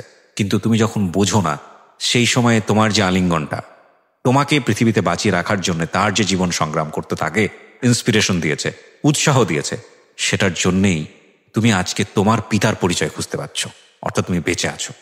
এবং এটার জন্য তোমার মা তার পুরো জীবনটাই স্যাক্রিফাইস করে দিয়েছে। সুতরাং 8-10 জন ছেলে মেয়ে তার মাকে যেভাবে সম্মান করে, তার চাইতে তোমার মায়ের প্রতি তোমার সম্মানটা অনেক বেশি হওয়া উচিত। আর তোমার বাবার প্রতি তুমি কি করবে সেই জায়গাটায় আমার কিছু বলার নেই, তবে তোমার মাকে অবশ্যই তোমার অনেক বেশি সম্মান করা উচিত। এতটুকু শুধু তোমার জন্যই থাকলো। প্রিয় শ্রোতা, আজকের এই জীবন গল্প এই পার্টটি এখানে শেষ হচ্ছে, কিন্তু আমি আগেই বলেছি রাত 1টায় আমাদের সঙ্গে যোগ দেবেন আরও একজন গেস্ট, তিনিও একজন নারী, তার জীবন গল্পটা আমরা খুব অল্প সময়ের জন্য জানবো। এবং এখন থেকে প্রতি বুধবার রাত 11টা থেকে 2টো পর্যন্ত আমি আরজে কিবরিয়া আপনার সঙ্গে থাকবো পুরো 3 ঘন্টা সময় এই জীবন গল্পে। আপনারা যারা আমাদের সঙ্গে ছিলেন তাদের সবাইকে শুধু একটা কথাই বলতে চাই, একটা ভুল করার আগে অন্তত 10 বার করে চিন্তা করুন। ভুলটা যদি করেই ফেলেন তাহলে সেটাকে সংশোধন করার জন্য অন্তত 100 বার চেষ্টা করুন। বিশেষ করে এই নারী যিনি আমার সামনে বসে আছেন, তিনি কখনো কারো মা, কখনো কারো বোন, কিংবা কখনো কারো খুব শ্রদ্ধার জায়গাতে। এমন কোনো ভুল যাতে আমরা না করে ফেলি, বা এমন কোনো অপরাধ যাতে আমরা না করে ফেলি যাতে করে আমাদের বিবেকবোধের জায়গা থেকে সারাটা জীবন তাদের কাছে অনেক বেশি দায়ী থাকতে হয়। যদি করেই ফেলি তাহলে সেই জায়গা থেকে বের হয়ে আসার জন্য চেষ্টা করি। অন্তত এই সন্তানের জায়গাটি থেকে যিনি পিতা আছেন তাকে তো আমি সে কথাটাই বলবো, এছাড়া কি বা বলবার আছে।